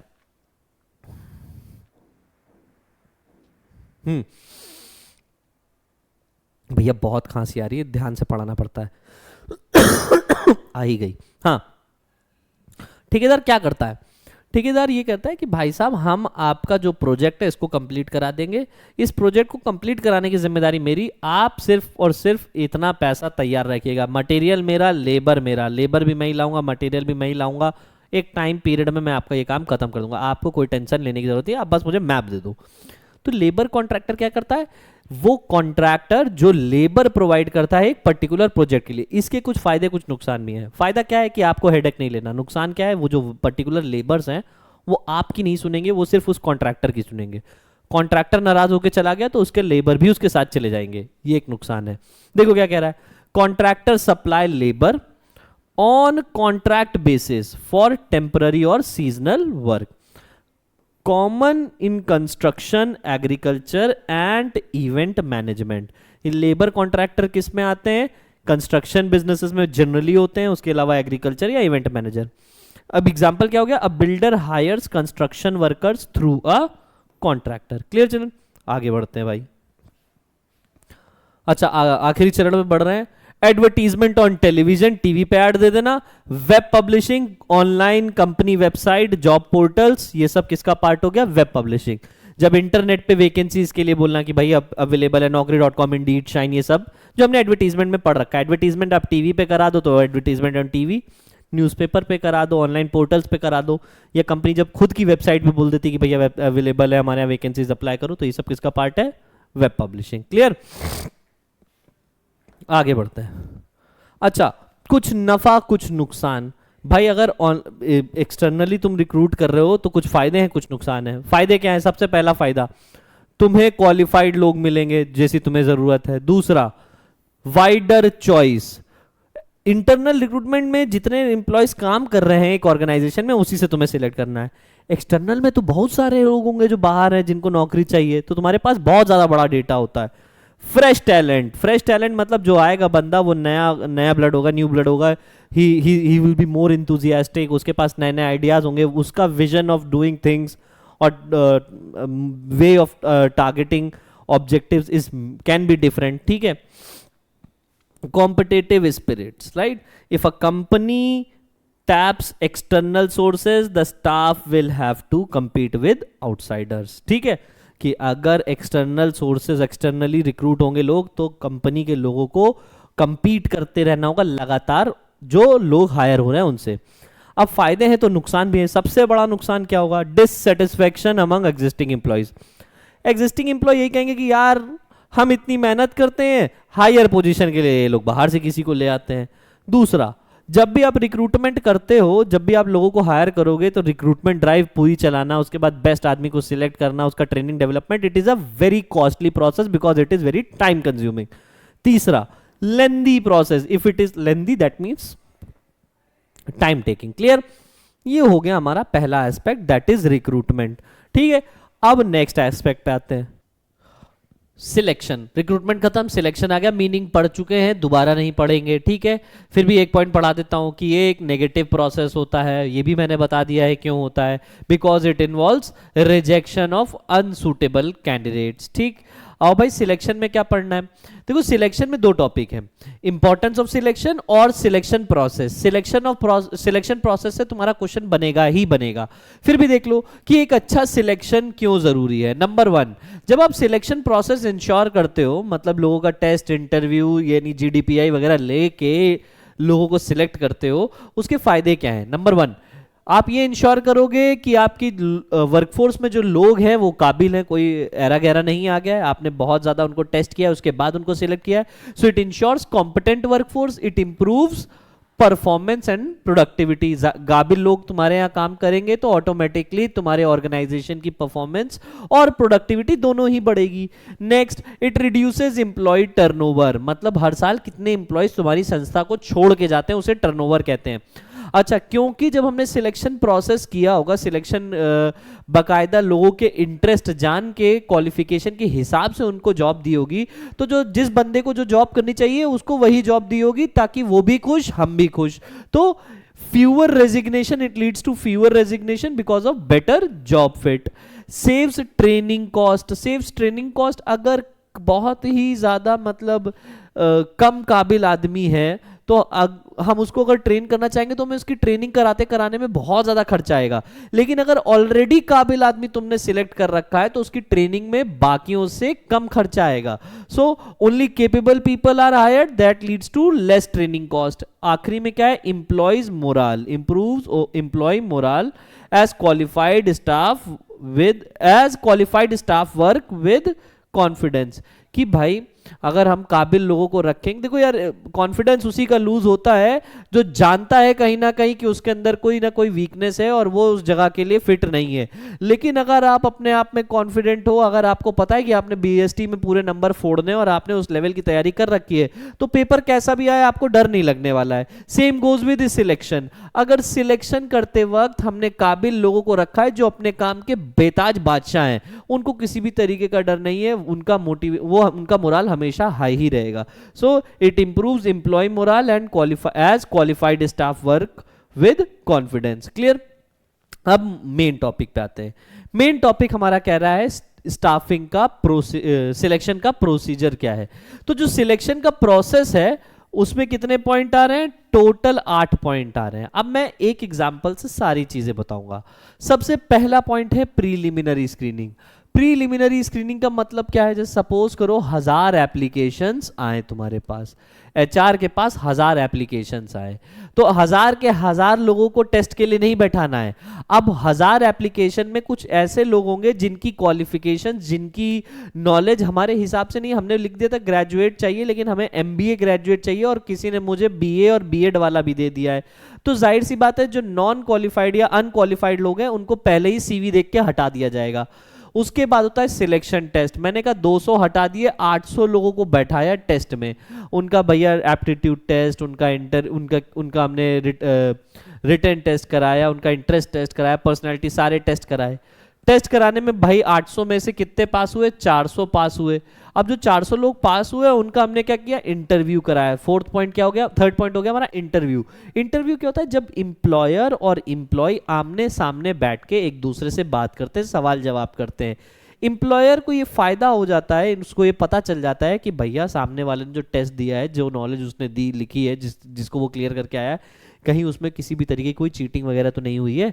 तो एक तरीके से सामने वाले की कई सारी स्किल्स, कैंडिडेट की कई सारी स्किल्स एम्प्लॉयर बात करके पता करता है कि भाई कम्युनिकेशन स्किल्स अच्छी है कि नहीं, क्या इंटरेस्ट है उसका, ये सारी चीजों में। Next employment. अब मैंने क्या कराया, 400 में से मैंने कहा 300 पास हो गए और उन 300 का क्या हुआ, तुरंत नौकरी दे देंगे, नहीं। अब उन 300 लोगों को मैंने भेजा मेडिकल के लिए। उन 300 लोगों को मैंने किस लिए भेजा है, ताकि मैं उनका मेडिकल करा सकूं। अब यहां पर क्या कह रहा है, मेडिकल। अब जाहिर सी बात है, क्यों सर मेडिकल क्यों कराना है यार, इंटरव्यू ले लिया, मेडिकल क्यों करा रहे हो। बाई चांस इतना मेहनत करी है ना, तुम्हारी स्क्रीनिंग कराई हमने, टेस्ट लिया, टेस्ट के बाद इंटरव्यू लिया, इंटरव्यू लेने के बाद मैंने, चलो सपोज करो ये नहीं कराओ मेडिकल, और तुमने क्या कर दिया, जॉब दे दी। अब जब जॉब दे दी, बाद में पता चलता है कि तुमने सारे कॉन्ट्रैक्ट वगैरह उससे साइन करा लिया, एग्रीमेंट वगैरह करा लिया कि अगर कल को कुछ होगा तुम्हारा वो क्या बोलते हैं उसको, हेल्थ इंश्योरेंस वगैरह सब करा दिया। अचानक से तुम्हें पता चलता है कि उसको एक लॉन्ग टर्म क्रोनिक डिजीज थी, उसका खर्चा भी तुम्हें बेयर करना है, और फिर से उसकी जगह पूरा सिलेक्शन प्रोसीजर, फिर से रिक्रूटमेंट ड्राइव स्टार्ट करनी पड़ेगी। तो अब हम कराएंगे मेडिकल एग्जामिनेशन कि तुम पर्टिकुलर जॉब के लिए फिट हो कि नहीं। मेडिकल एग्जामिनेशन कराने के बाद मैंने कहा 200 लोग, 100 लोग और हट गए, 200 लोग बचे। अब सिलेक्शन डिसीजन लिया जाएगा कि जो बेस्ट 200 है, 200 में से टॉप 50, टॉप 100 जो है उनको निकालो कि ओवरऑल करने में टॉप 100 कौन से आ रहे हैं। तो भाई 100 लोग और हटा दिए तो 100 बचे। अब 100 लोगों का होगा रेफरेंस एंड बैकग्राउंड चेक। ये एक्चुअल में एकदम नजदीक में आ गए। रेफरेंस एंड बैकग्राउंड चेक किए, जो 100 लोग अपना मेडिकल करा के आ गए हैं और टॉप 100 में आए हैं, आउट ऑफ टॉप 1000 में से टॉप 100 यानी 10% जो है वो हमारे रेफरेंस और बैकग्राउंड चेक के लिए जाते हैं। रेफरेंस एंड बैकग्राउंड चेक कि पहले कहाँ काम करते थे, किसी को मार काट के तो नहीं भागे हो, कोई कंप्लेन वम्प्लेन तो नहीं है तुम्हारा, पहले बात जहाँ काम करते थे वहाँ तो तुम्हारे साथ कुछ दिक्कतें नहीं आई थी। रेफरेंस एंड बैकग्राउंड चेक, यानी आपके प्रीवियस एम्प्लॉयर से एक रेफरेंस लिया जाता है कि whether the candidate is good और नॉट, एक थोड़ा सा रेफरेंस, एक फीडबैक लिया जाएगा। अब उस रेफरेंस में भी क्या हुआ 50 खत्म हो गए, जो बचे 50 हैं उनको जॉब ऑफर की जाएगी और फिर उनसे लेटर ऑफ जॉब ऑफर मतलब लेटर ऑफ अपॉइंटमेंट दिया जाएगा, और फिर आखिरी में इन 50 को क्या किया जाएगा, कॉन्ट्रैक्ट ऑफ एम्प्लॉयमेंट की आपकी सैलरी क्या होगी, आपका काम क्या होगा, आपका रोल क्या होगा, आपको पर्क्स कितने मिलेंगे, क्या कितनी छुट्टियां मिलेंगी, ये सारी चीजें कॉन्ट्रैक्ट में आ जाता है, रिटर्न कॉन्ट्रैक्ट जो आप साइन करोगे। क्लियर। जॉब ऑफर में क्या बताया जाता है कि आपको किस लेवल पे किस पर्टिकुलर डिपार्टमेंट में प्लेस किया जा रहा है, आपका एक्चुअल जॉब ऑफर में ये होता है, ठीक है, और आपको कब से ज्वाइन करना है। क्लियर। ये हो गया सिलेक्शन प्रोसीजर। आगे इस एक पूरी चीज को हम लोग डिटेल में कवर कर लेते हैं। प्रीलिमिनरी स्क्रीनिंग, देखो प्रीलिमिनरी स्क्रीनिंग में क्या था, HR department shortlist application based on qualification, age, experience etcetera. हम क्वालिफिकेशन, एज, एक्सपीरियंस देखते हैं, अच्छी लगती है तो रखते हैं, नहीं अच्छी लगती है तो अनक्वालिफाइड और इररिलेवेंट कैंडिडेट्स को हटा दिया जाता है। फिर होता है टेस्ट। टेस्ट क्या होता है, हम ये चेक करना चाहते हैं, we need to check candidates abilities. अब किस तरीके से हम एबिलिटीज चेक करते हैं, हम उनके 5 तरीके के टेस्ट लेते हैं। एक होता है इंटेलिजेंस टेस्ट, दूसरा होता है एप्टीट्यूड टेस्ट, तीसरा हमारा कौन सा दिया गया है, पर्सनैलिटी टेस्ट, है ना, ट्रेड टेस्ट, और आखिरी है इंटरेस्ट टेस्ट। आओ एक एक करके सारे टेस्ट कवर कर लो। ये सिलेक्शन टेस्ट के अंदर का पार्ट है, ठीक है। क्या कह रहा है, सबसे पहले इंटेलिजेंस टेस्ट। इंटेलिजेंस टेस्ट कि भैया आप कोई डिसीजन ले सकते हैं कि नहीं, how good you are at your decision making in different condition. तो ये क्या होता है, it test a person's ability to make decisions and adjustment. Example कह रहा है logical reasoning and problem solving test in IT companies. IT companies में logical reasoning का और प्रॉब्लम सॉल्विंग का एक टेस्ट होता है। जब आप बैठते हो ना सिलेक्शन ड्राइव में या रिक्रूटमेंट ड्राइव में, तो जब आप टेस्ट देते हो तो इस चीज का एक पर्टिकुलर टेस्ट होगा, वो किसके लिए होता है, इंटेलिजेंस टेस्ट। दूसरा होता है एप्टीट्यूड टेस्ट। एप्टीट्यूड टेस्ट ये देखने के लिए कि क्या आप अडेप्टेबल हो नई नई स्किल्स सीखने के लिए, क्या आप एज अ कैंडिडेट नई नई स्किल्स को एक्वायर कर सकते हो। Ability of a candidate to learn new skills is related to aptitude test. क्या कह रहा है, it is a measure of individuals potential for learning new skills. अब एग्जांपल क्या कह रहा है, analytical and coding aptitude test for refresh engineers. कि भाई कोडिंग एप्टीट्यूड टेस्ट होता है, आपको एक कोड दे दिया जाएगा आधा अधूरा, बोला जाएगा कवर करके दिखाओ। तो मतलब अगर आपने पढ़ा होगा और आपको आता होगा या आप उससे रिलेटेड चीजें कर रहे होगे तो आप नए नए कोड्स बना पाओगे, नहीं करा होगा तो नहीं कर पाओगे। ये हो गया एप्टीट्यूड टेस्ट। फिर होता है पर्सनैलिटी टेस्ट। देखो यार पर्सनैलिटी टेस्ट का मतलब ये होता है एज अ हर एक की पर्सनैलिटी अलग अलग होती है। हम ना आप जैसे आप हर बंदा एक जैसा नहीं हो, किसी को गुस्सा ज्यादा जल्दी आ जाता है, कोई सैड बहुत जल्दी हो जाता है ना, कोई छोटी छोटी बातों का बुरा मान जाता है ना, और कोई कितनी भी बड़ी बात हो बहुत कैजुअली ले लेता है। तो पर्सनैलिटी टेस्ट मतलब लोगों का रिएक्शन चेक किया जाता है, उनके इमोशंस को चेक किया जाता है कि किस बात पे बंदा गुस्सा हो रहा है, किस बात पे बंदा कैजुअली ले रहा है, क्या वो ओवर इमोशनल है ना, क्या वो सोशल है कि नहीं है ना। ये सारी चीजें पर्सनालिटी टेस्ट का पार्ट होती हैं। तो it provides clues to a person's emotion. Example it is used for roles like customer services, sales, HR। यार अब कस्टमर सर्विसेज में अगर कोई बंदा है जो अग्रेसिव नेचर का है तो वो जाहिर सी बात है बात नहीं कर पाएगा, कस्टमर जनरली गुस्से में आता है। हमें कस्टमर सर्विसेज के लिए ऐसा बंदा चाहिए जिसको बात करने की तहजीब हो, पोलाइट हो, कामिंग नेचर का हो, प्लीजिंग बंदा हो। Same goes with HR, same goes with sales, ठीक है। These are the art. पानी मैंने मंगा लिया, पानी पी लेता हूं।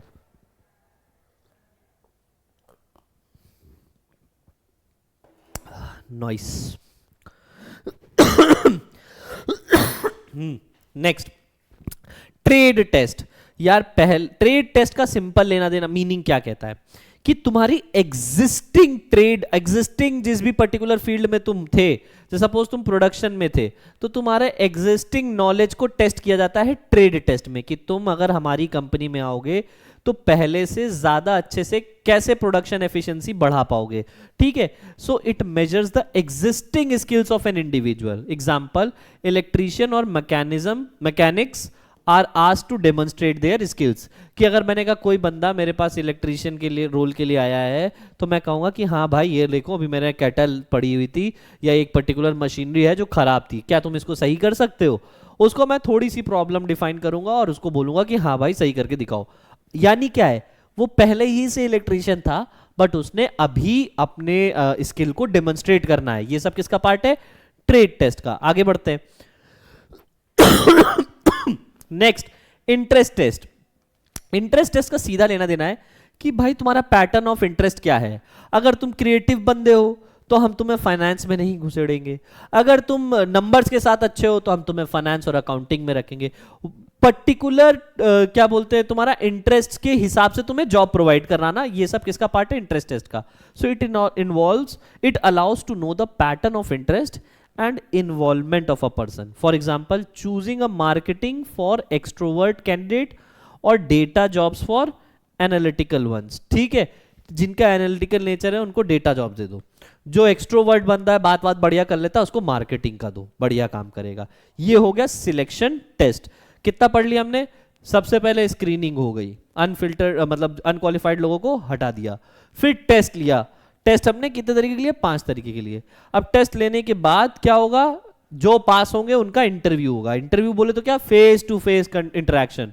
अब face to face interaction to assess communication, confidence and suitability, कि भैया बात कर लेता है कि नहीं, कॉन्फिडेंट है कि नहीं, whether he is suitable for the job और नॉट।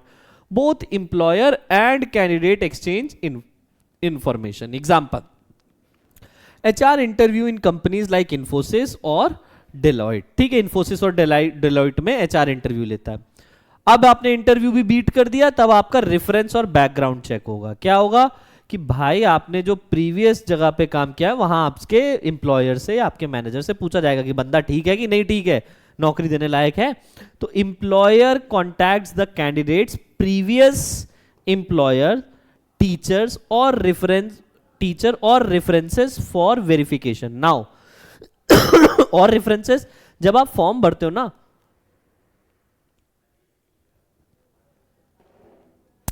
तो जब आप फॉर्म भरते हो तो ना आप फॉर्म में एक कॉलम भी होता है रेफरेंसेस का। आप उसमें उन पर्टिकुलर लोगों को नाम देते हो जिनके बारे में कंपनी जिनको कंपनी कॉल करके आपके बारे में पूछताछ कर सकती है, वो उसे कहते हैं रेफरेंसेस। ठीक है, it ensures authenticity of documents and character. ठीक है, कि जो भी आपने डॉक्यूमेंट दिए हैं वो सही है कि नहीं, एंड जो बातें आपने अपने बारे में बताई है, जो हमने असेस करी है, क्या आपके प्रीवियस एम्प्लॉयर के हिसाब से भी सही है कि नहीं। तो ये हो गया हमारा क्या? Reference and background check. सबसे पहले स्क्रीनिंग करी, फिर सिलेक्शन टेस्ट रखे, सिलेक्शन टेस्ट रखने के बाद अगले का इंटरव्यू होता है, इंटरव्यू होने के बाद होता है रेफरेंस एंड बैकग्राउंड चेक। अभी भी नौकरी नहीं मिली है, reference and background check clear कर लिया, अब तुम्हारा होगा डिसीजन, सिलेक्शन डिसीजन। क्या होगा कि the final choice is made from candidates who pass tests and interviews. ठीक है, फाइनल चॉइस कैसे लिया जाएगा कि भाई जिन्होंने इंटरव्यू पास कर दिया गया है उनका एक सिलेक्शन डिसीजन लिया जाएगा। Managers gave final approval. ठीक, मेडिकल एग्जामिनेशन, मेडिकल एग्जामिनेशन मतलब कि आप फिजिकली फिट हैं कि नहीं इस पर्टिकुलर जॉब के लिए। अब भाई सिलेक्शन डिसीजन ले गया टॉप 10, फिर उनका मेडिकल एग्जामिनेशन कराया, मेडिकल एग्जामिनेशन में देखा कि भाई आधे लोग फिट नहीं है, उनको फिर निकाल दिया। Airline and defence jobs conduct strict medical check. Airline हो गया या डिफेंस वाले हो गए, इन लोगों में मेडिकल चेकअप्स बहुत स्ट्रिक्ट होता है। आगे बढ़ो। Next, job offer. Job offer मतलब क्या है? लेटर ऑफ अपॉइंटमेंट, कि भैया ऑफर लेटर मिल गया है, हाँ भाई क्या नौकरी करना चाहते हो। A formal offer letter is given specifying salary, position and joining date, कि क्या सैलरी रहेगी, क्या पोजीशन रहेगी, कब से आपको ज्वाइन करना है। आप जब ज्वाइन करोगे तब आपका एक कॉन्ट्रैक्ट बनेगा, कॉन्ट्रैक्ट ऑफ एम्प्लॉयमेंट। क्या होता है कॉन्ट्रैक्ट? एक रिटन एग्रीमेंट जिसमें दोनों के साइन होते हैं, बिटवीन एम्प्लॉयर एंड एम्प्लॉय। उसमें क्या क्या लिखा होगा? डिटेल्स लाइक जॉब टाइटल क्या है, सैलरी क्या है, कितनी लीव मिलेगी, रूल्स क्या है, वर्किंग आवर्स क्या रहेंगे, टर्मिनेशन पॉलिसी क्या है, और बकायदा जो 4 चीजें जो जरूरी हैं ऑर्गेनाइजेशन और आपके बीच क्लियर हो वो सारी। ठीक है, ये हो गए हमारे 8 के 8 स्टेप्स। आगे बढ़ते हैं। आगे क्या पढ़ना है? Selection steps. सिलेक्शन में हमने क्या क्या पढ़ लिया कि भैया सिलेक्शन का मीनिंग क्या है, what is the importance and what is the procedure. आखिरी एस्पेक्ट जो बचता है सिलेक्शन का वो है ट्रेनिंग एंड डेवलपमेंट। शुरू करते हैं चलो भाई। हाँ भाई, ट्रेनिंग एंड डेवलपमेंट मैंने बता दिया कि डेवलपमेंट एक लाइफ लॉन्ग प्रोसेस होता है, बड़ा टर्म है। ट्रेनिंग का काम सिर्फ और सिर्फ जॉब से लेना देना होता है कि आपको स्किल्स और नॉलेज जो कि जॉब से रिलेटेड है वो प्रोवाइड कराई जाए। तो क्या कह रहा है, training and development are systematic efforts made by an organisation to increase knowledge, skills and efficiency of employees. अब ट्रेनिंग और डेवलपमेंट के बारे में देख लो क्या कह रहा है। कह रहा है training focuses on improving present job performance, कि भाई ट्रेनिंग क्यों कराया जाता है कि आप जो भी जॉब कर रहे हैं उसमें माहिर हो जाएं, काबिल बन जाएं। डेवलपमेंट क्या है, preparing employees for future roles and responsibilities. तो डेवलपमेंट ओवरऑल जरूरी है कि आगे चल के तुम्हें टॉप मैनेजमेंट में जाना है, सीईओ बनना है, तो सिर्फ और सिर्फ जो काम कर रहे हो वही जरूरी नहीं है। अगर मैंने कहा तुम फाइनेंस डिपार्टमेंट में लगे थे एज अ सीनियर मैनेजर और अगर तुम्हें सीईओ की पोस्ट के लिए जाना है तो तुम्हें बाकी चीज अपार्ट फ्रॉम योर जॉब भी बहुत सारी चीजें आनी चाहिए।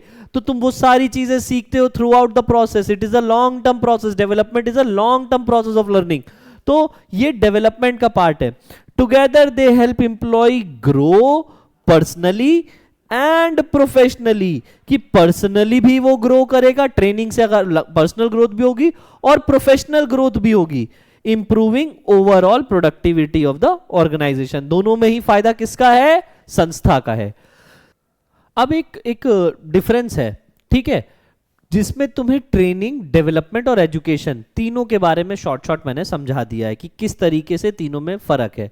तो जब भी हम डिफरेंस पढ़ते हैं वही तरीका कि हमें बेसिस पे फोकस करना है। बेसिस क्या है, मीनिंग, फोकस, टाइम हॉराइजन और एग्जाम्पल।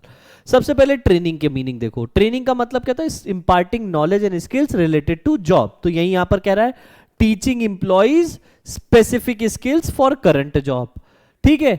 अच्छा, डेवलपमेंट क्या होता है, फ्यूचर रोल्स के लिए एम्प्लॉइज को प्रिपेयर करना, preparing employees for future roles, के आने वाले टाइम पे अगला हमको इस तरीके से इसको ट्रेन करना है कि डेवलपमेंट करना है, इसका ओवरऑल डेवलपमेंट करना है ताकि सीनियर मैनेजर से सीधा अगला सीईओ की लेवल पे पहुंचे, ठीक।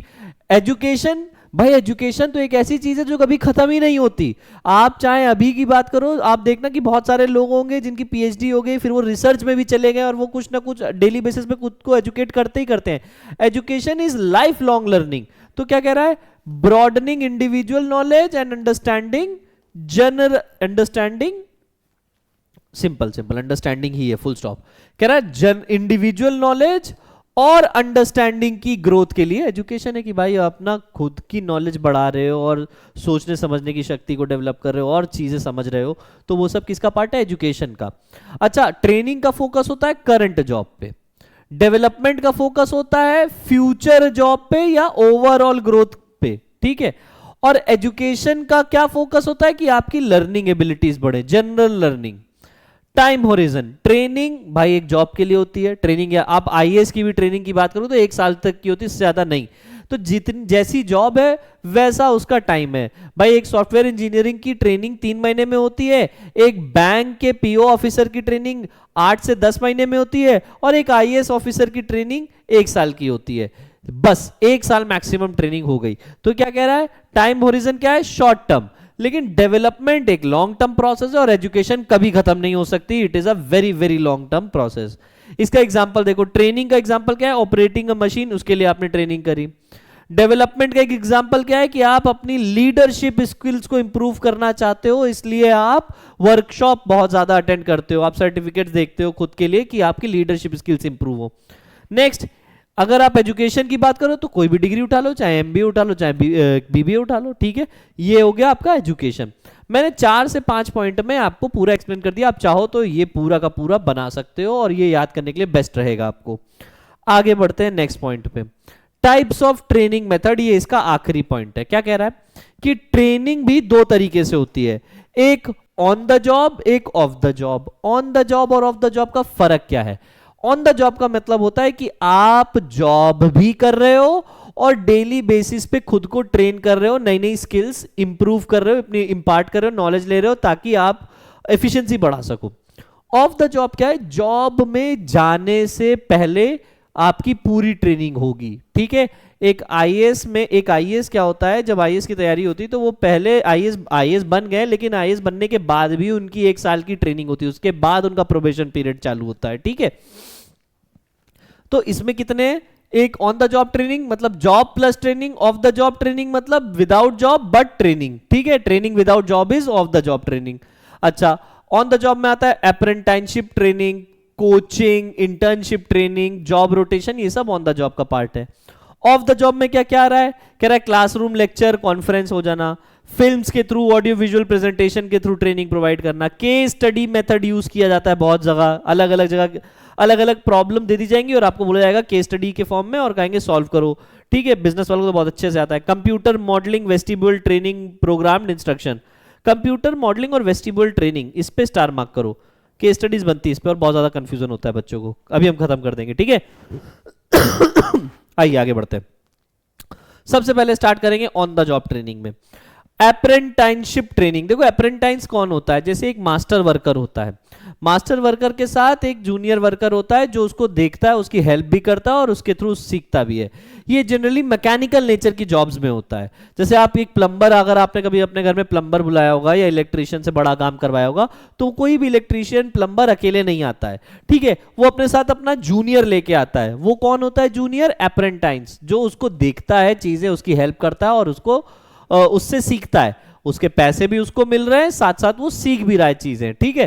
तो अप्रेंटाइनशिप क्या होता है, अप्रेंटाइंस में a trainee works under expert learner to trade to learn a trade और skills used in technical craft based job. ये जनरली मेथड कहाँ यूज किया जाता है, जहां टेक्निकल नेचर की जॉब हो गई या जिसमें अलग अलग तरीके की कारीगरी या क्राफ्ट बेस्ड जॉब है। एग्जाम्पल, इंडियन रेलवे, भेल, Bharat heavy electronics limited, Tata motor uses apprenticeship for technicians. जो टेक्नीशियंस है उनके लिए क्या अप्रेंटाइनशिप ट्रेनिंग रखती है। कोचिंग, भाई कोचिंग में क्या होता है, एक सीनियर मैनेजर जिसे हम कोच कहते हैं, वो गाइड करता है ट्रेनीज को टू परफॉर्म बेटर और कौन से एक्शन लेने हैं इसके हिसाब से, मतलब कौन से एक्शन लेने हैं ये बताता है, ठीक। A senior manager guides and advises junior employees. Direct supervision and personal feedback is there. Direct supervision, वो लगातार कंटिन्यूसली सुपरवाइज करता है, मतलब क्या करता है, उनको उनके काम को चेक करता है, उन्हें गाइडेंस देता है और अगर कुछ गड़बड़ होती है तो उन्हें फीडबैक भी देता है। एग्जाम्पल क्या है, a sales head coaches junior executives on client handling. एक सेल्स हेड क्या है, अपने जूनियर्स को बताता है कि भाई किस तरीके से क्लाइंट हैंडल करना है, ठीक है। आगे बढ़ते हैं।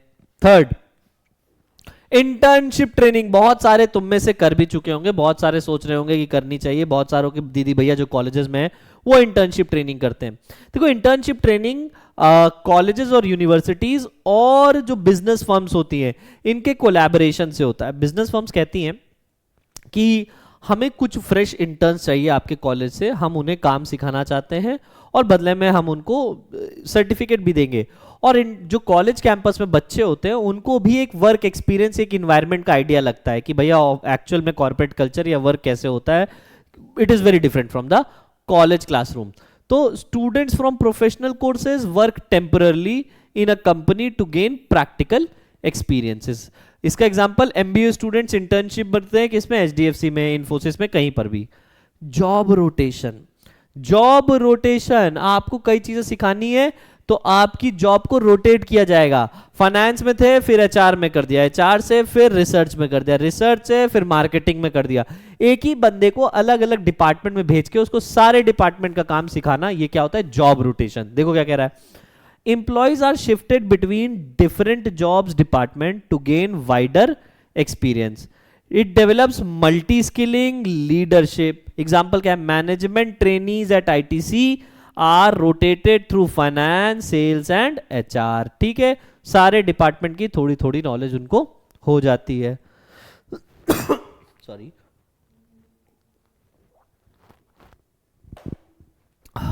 ठीक है भाई, आगे बढ़ते हैं, आगे बढ़ते हैं। अब स्टार्ट करने जा रहे हैं of the job training. Off the job training में सबसे पहला पॉइंट है क्लासरूम लेक्चर और कॉन्फ्रेंसेस। अच्छा, क्लासरूम लेक्चर एक बहुत ट्रेडिशनल मेथड है ट्रेन करने का लोगों को। एक टीचर होता है जो गाइड करता है, जो लेक्चर लेता है ऑन डिफरेंट टॉपिक्स और उसके थ्रू अपनी ट्रेनिंग प्रोवाइड करता है। ये ऑफ द जॉब ट्रेनिंग है, ठीक है। It is a traditional teaching method where an expert explains concept and structured in a structured session, ठीक है। स्ट्रक्चर्ड सेशन मतलब स्टेप बाय स्टेप आपको चीजें सिखाई जाती हैं। Example workshop orientation sessions in corporate offices. अच्छा, films and audio visual presentation, है ना। Films and audio visual presentation में क्या हो गया, आपको मूवीज फिल्म्स दिखाई जाएंगी ऑन अ पर्टिकुलर टॉपिक, और ऑडियो विजुअल प्रेजेंटेशन, यही ऑडियो विजुअल प्रेजेंटेशन को ही फिल्म कहते हैं एक तरीके से, तो कान यूं पकड़ने वाली बात हो गई और कुछ नहीं। तो it is use to demonstrate complex skills and safety procedure visually. Example क्या हो गया, डिफेंस में होता है कि defence and aviation industries uses training videos and films to train their candidates which are selected. Next, case study. मैंने देखो case study के लिए यहां पर अपने राइटिंग में लिख भी रखा है कि केस स्टडी क्या होता है कि जनरली अलग अलग प्रॉब्लम्स को केस के फॉर्म में प्रोवाइड किया जाता है, किनको, ट्रेनीज को। और ट्रेनीज को बोला जाता है कि आप इसको पढ़ें, समझें और सॉल्व करें, अपने पॉइंट ऑफ व्यू में इसको सॉल्व करें। ये जनरली एनालिटिकल स्किल्स को इंप्रूव करने के लिए होता है, अंडरस्टैंडिंग इंप्रूव करने के लिए होता है, ठीक है, to generate some new ideas, to know your insight, to know get to know about your vision of seeing things, your vision of problem solving. ये सारी चीजें केस स्टडी में होती है। एग्जाम्पल क्या हो गया एग्जाम्पल क्या हो गया, जनरली एक केस स्टडी वाला हिसाब किताब है, ये आपको हॉस्पिटल्स में, बैंक्स में देखने को मिल जाएगा कि भाई हॉस्पिटल्स में क्या होता है कि केस स्टडीज दी जाती है डॉक्टर्स को और बोला जाता है कि अगर पेशेंट, एक आपके सामने पेशेंट आया, उसको ये प्रॉब्लम है, ये डायग्नोज हुआ है, आप क्या कोर्स ऑफ एक्शन लेंगे, ये केस स्टडी हो गया। बैंक्स में अलग अलग लेवल की केस स्टडीज आती हैं कि लोन देना है कि नहीं देना, फाइनेंशियल केस स्टडीज जिसे हम कह सकते हैं, ठीक। तो केस स्टडीज क्या, trainees are presented with real और हाइपोथेटिकल बिजनेस प्रॉब्लम्स। उनको रियल या हाइपोथेटिकल बिजनेस प्रॉब्लम दी जाती है and we ask them to analyse and solve. Clear. Computer modelling, देखो कंप्यूटर मॉडलिंग क्या होता है, आपको वर्चुअल एनवायरनमेंट क्रिएट करके दिया जाता है। एक कहते हैं ना, साइमुलेटर लेके आते हैं जिसके थ्रू आपको ट्रेन किया जाएगा, ठीक है। एविएशन इंडस्ट्री में क्या होता है कि जब कोई बंदा पायलट की पढ़ाई कर रहा होता है, तो पायलट की जब पढ़ाई हो रही होती है तो उसमें एक सॉफ्ट, देखो एक एयरक्राफ्ट को चलाना सिर्फ एक फिजिकल काम नहीं, एक मेंटल काम भी है, और उसमें बहुत सारे सिस्टम सॉफ्टवेयर होते हैं जो आपको सीखने होते हैं। अब वो सिस्टम सॉफ्टवेयर को आप प्लेन उड़ाते वक्त थोड़ी सीखोगे, इसके लिए क्या होता है, एक साइमुलेशन तैयार किया जाता है, एक कंप्यूटर सेट तैयार किया जाता है जो एक्चुअल एयरक्राफ्ट नहीं होता है बट एक सेट होता है, ठीक है। अच्छा, F1 मूवी देखी होगी तो F1 मूवी में तुमने देखा होगा कि ब्रैड पिट जो होते हैं हमारे, वो पुरानी मतलब एक कंप्यूटर से ऑफिस में बैठे होते हैं जहां आजू बाजू स्क्रीन्स लगी होती है, और एक एक्चुअल कार जो कि मेन ट्रैक पे नहीं है, वो उस ट्रैक पे नहीं है लेकिन सामने स्क्रीन है और वो उस कार को मूव कर रहा है, एक एक चीज देख रहा है जो एक्चुअल ट्रैक पे नहीं है। वो पार्ट किसका है, कंप्यूटर मॉडलिंग का है, ठीक है। अच्छा, देख लो क्या कह रहा है, कह रहा computer simulations imitate real job situations to train employees, कि एक्चुअल में रियल जॉब सिचुएशन इमिटेट की जा रही है। Example, pilot use flight simulators for training before flying actual aircraft, ठीक है। ये अगर आप कभी भी देखिएगा कि पायलट्स की ट्रेनिंग कैसे होती है तो वो साइमुलेटर्स यूज करते हैं, ठीक है। एक्चुअल में वो एयरक्राफ्ट में नहीं जाते हैं बट वो एक ऐसा सिनेरियो होता है कि हाँ लग रहा है कि हम एयरक्राफ्ट चला रहे हैं, ठीक है, कॉकपिट जैसा पूरा तैयार किया जाता है। अच्छा, दूसरा होता है वेस्टिबुलर ट्रेनिंग। अगर कंप्यूटर मॉडलिंग एक वर्चुअल वे है, ठीक है, टू ट्रेन द एम्प्लॉइज, तो वेस्टिबुअल क्या होता है, वेस्टिबुअल एक फिजिकल अप्रोच है to provide training. For example, अब यहां पर क्या था कि मैंने कहा आप एक फैक्ट्री में काम, अगर आपको एक फैक्ट्री में टेक्नीशियन की जॉब लगी है तो आपको पहले हर एक मशीनरी से वाकिफ कराया जाएगा कि कौन सी मशीनरी कैसे काम करती है, क्या सेफ्टी प्रोसीजर है। लेकिन ये काम फैक्ट्री में नहीं हो रहा है, फैक्ट्री से दूर हटके एक वर्क एनवायरनमेंट क्रिएट किया जा रहा है जो एक्चुअल में फिजिकल फैक्ट्री की तरह ही होगा। आपको वो मशीनरी पे यूज करने का और सीखने का मौका मिलेगा जो कि एक्चुअली फैक्ट्री में लगी हुई है। ये हो गया वेस्टिबुअल ट्रेनिंग। कह रहा training given in a separate workshop और training centres with similar equipment as the actual work place. आपको वही मशीन मिलेगी जो वर्क फैक्ट्री में है, बट वो फैक्ट्री से हटके एक जगह आपके लिए ट्रेनिंग सेंटर बनाया गया है। ऐसा क्यों करती है ऑर्गेनाइजेशन कि बाई चांस आप ट्रेनिंग करते वक्त कुछ इधर उधर के बटन दबा दो और आपकी वजह से मशीनरी खराब हो जाए या कोई एक्सीडेंट हो जाए, तो उस टाइम पे जो इंपैक्ट होगा वो बहुत ज्यादा होगा, उसका नुकसान बहुत ज्यादा होगा।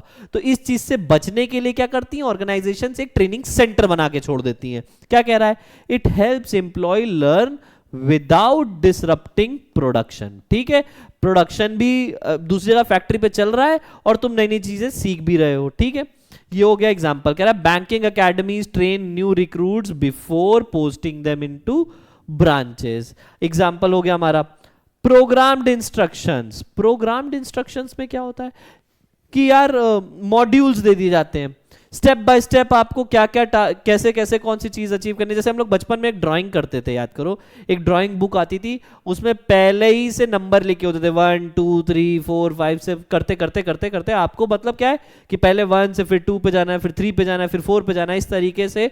और जब आप सारे के सारे नंबर्स को जोड़ देते तो एक बढ़िया सी इमेज क्रिएट हो जाती थी, एक बढ़िया सी ड्राइंग बन जाती थी। इसी चीज को इनहांस कर दो तो बन जाता है प्रोग्राम्ड इंस्ट्रक्शन। क्या है भाई, देखो कह रहा है employees learn through self paced modules और digital courses with instant feedback. ठीक है, एक इंस्टेंट फीडबैक के साथ आपको एक डिजिटल कोर्स बनाया जाएगा और आपको गाइड भी करता रहेगा और आप उसमें अपने आप को ट्रेन भी करते रहोगे हर बार एक अलग स्टेप पे जाने के लिए। एग्जाम्पल कह रहा है online learning portals used by Wipro और Google for internal employee training. तो इंटरनल एम्प्लॉय की ट्रेनिंग के लिए ऑनलाइन पोर्टल्स बना दिए जाते हैं अलग अलग कंपनी, और वो ऑनलाइन पोर्टल्स ट्रेन करते हैं एम्प्लॉयज को। उसमें पहले ही से एक मॉड्यूल सेट है, उसमें पहले ही से एक इंस्ट्रक्शन सेट है, एक इंस्ट्रक्शन सेट मॉड्यूल को बस फॉलो करना होता है ट्रेनीज को। अरे वाह, खत्म हो गया हमारा सारा चैप्टर, खत्म होता है। मिलेंगे नेक्स्ट क्लास में। Thank you class.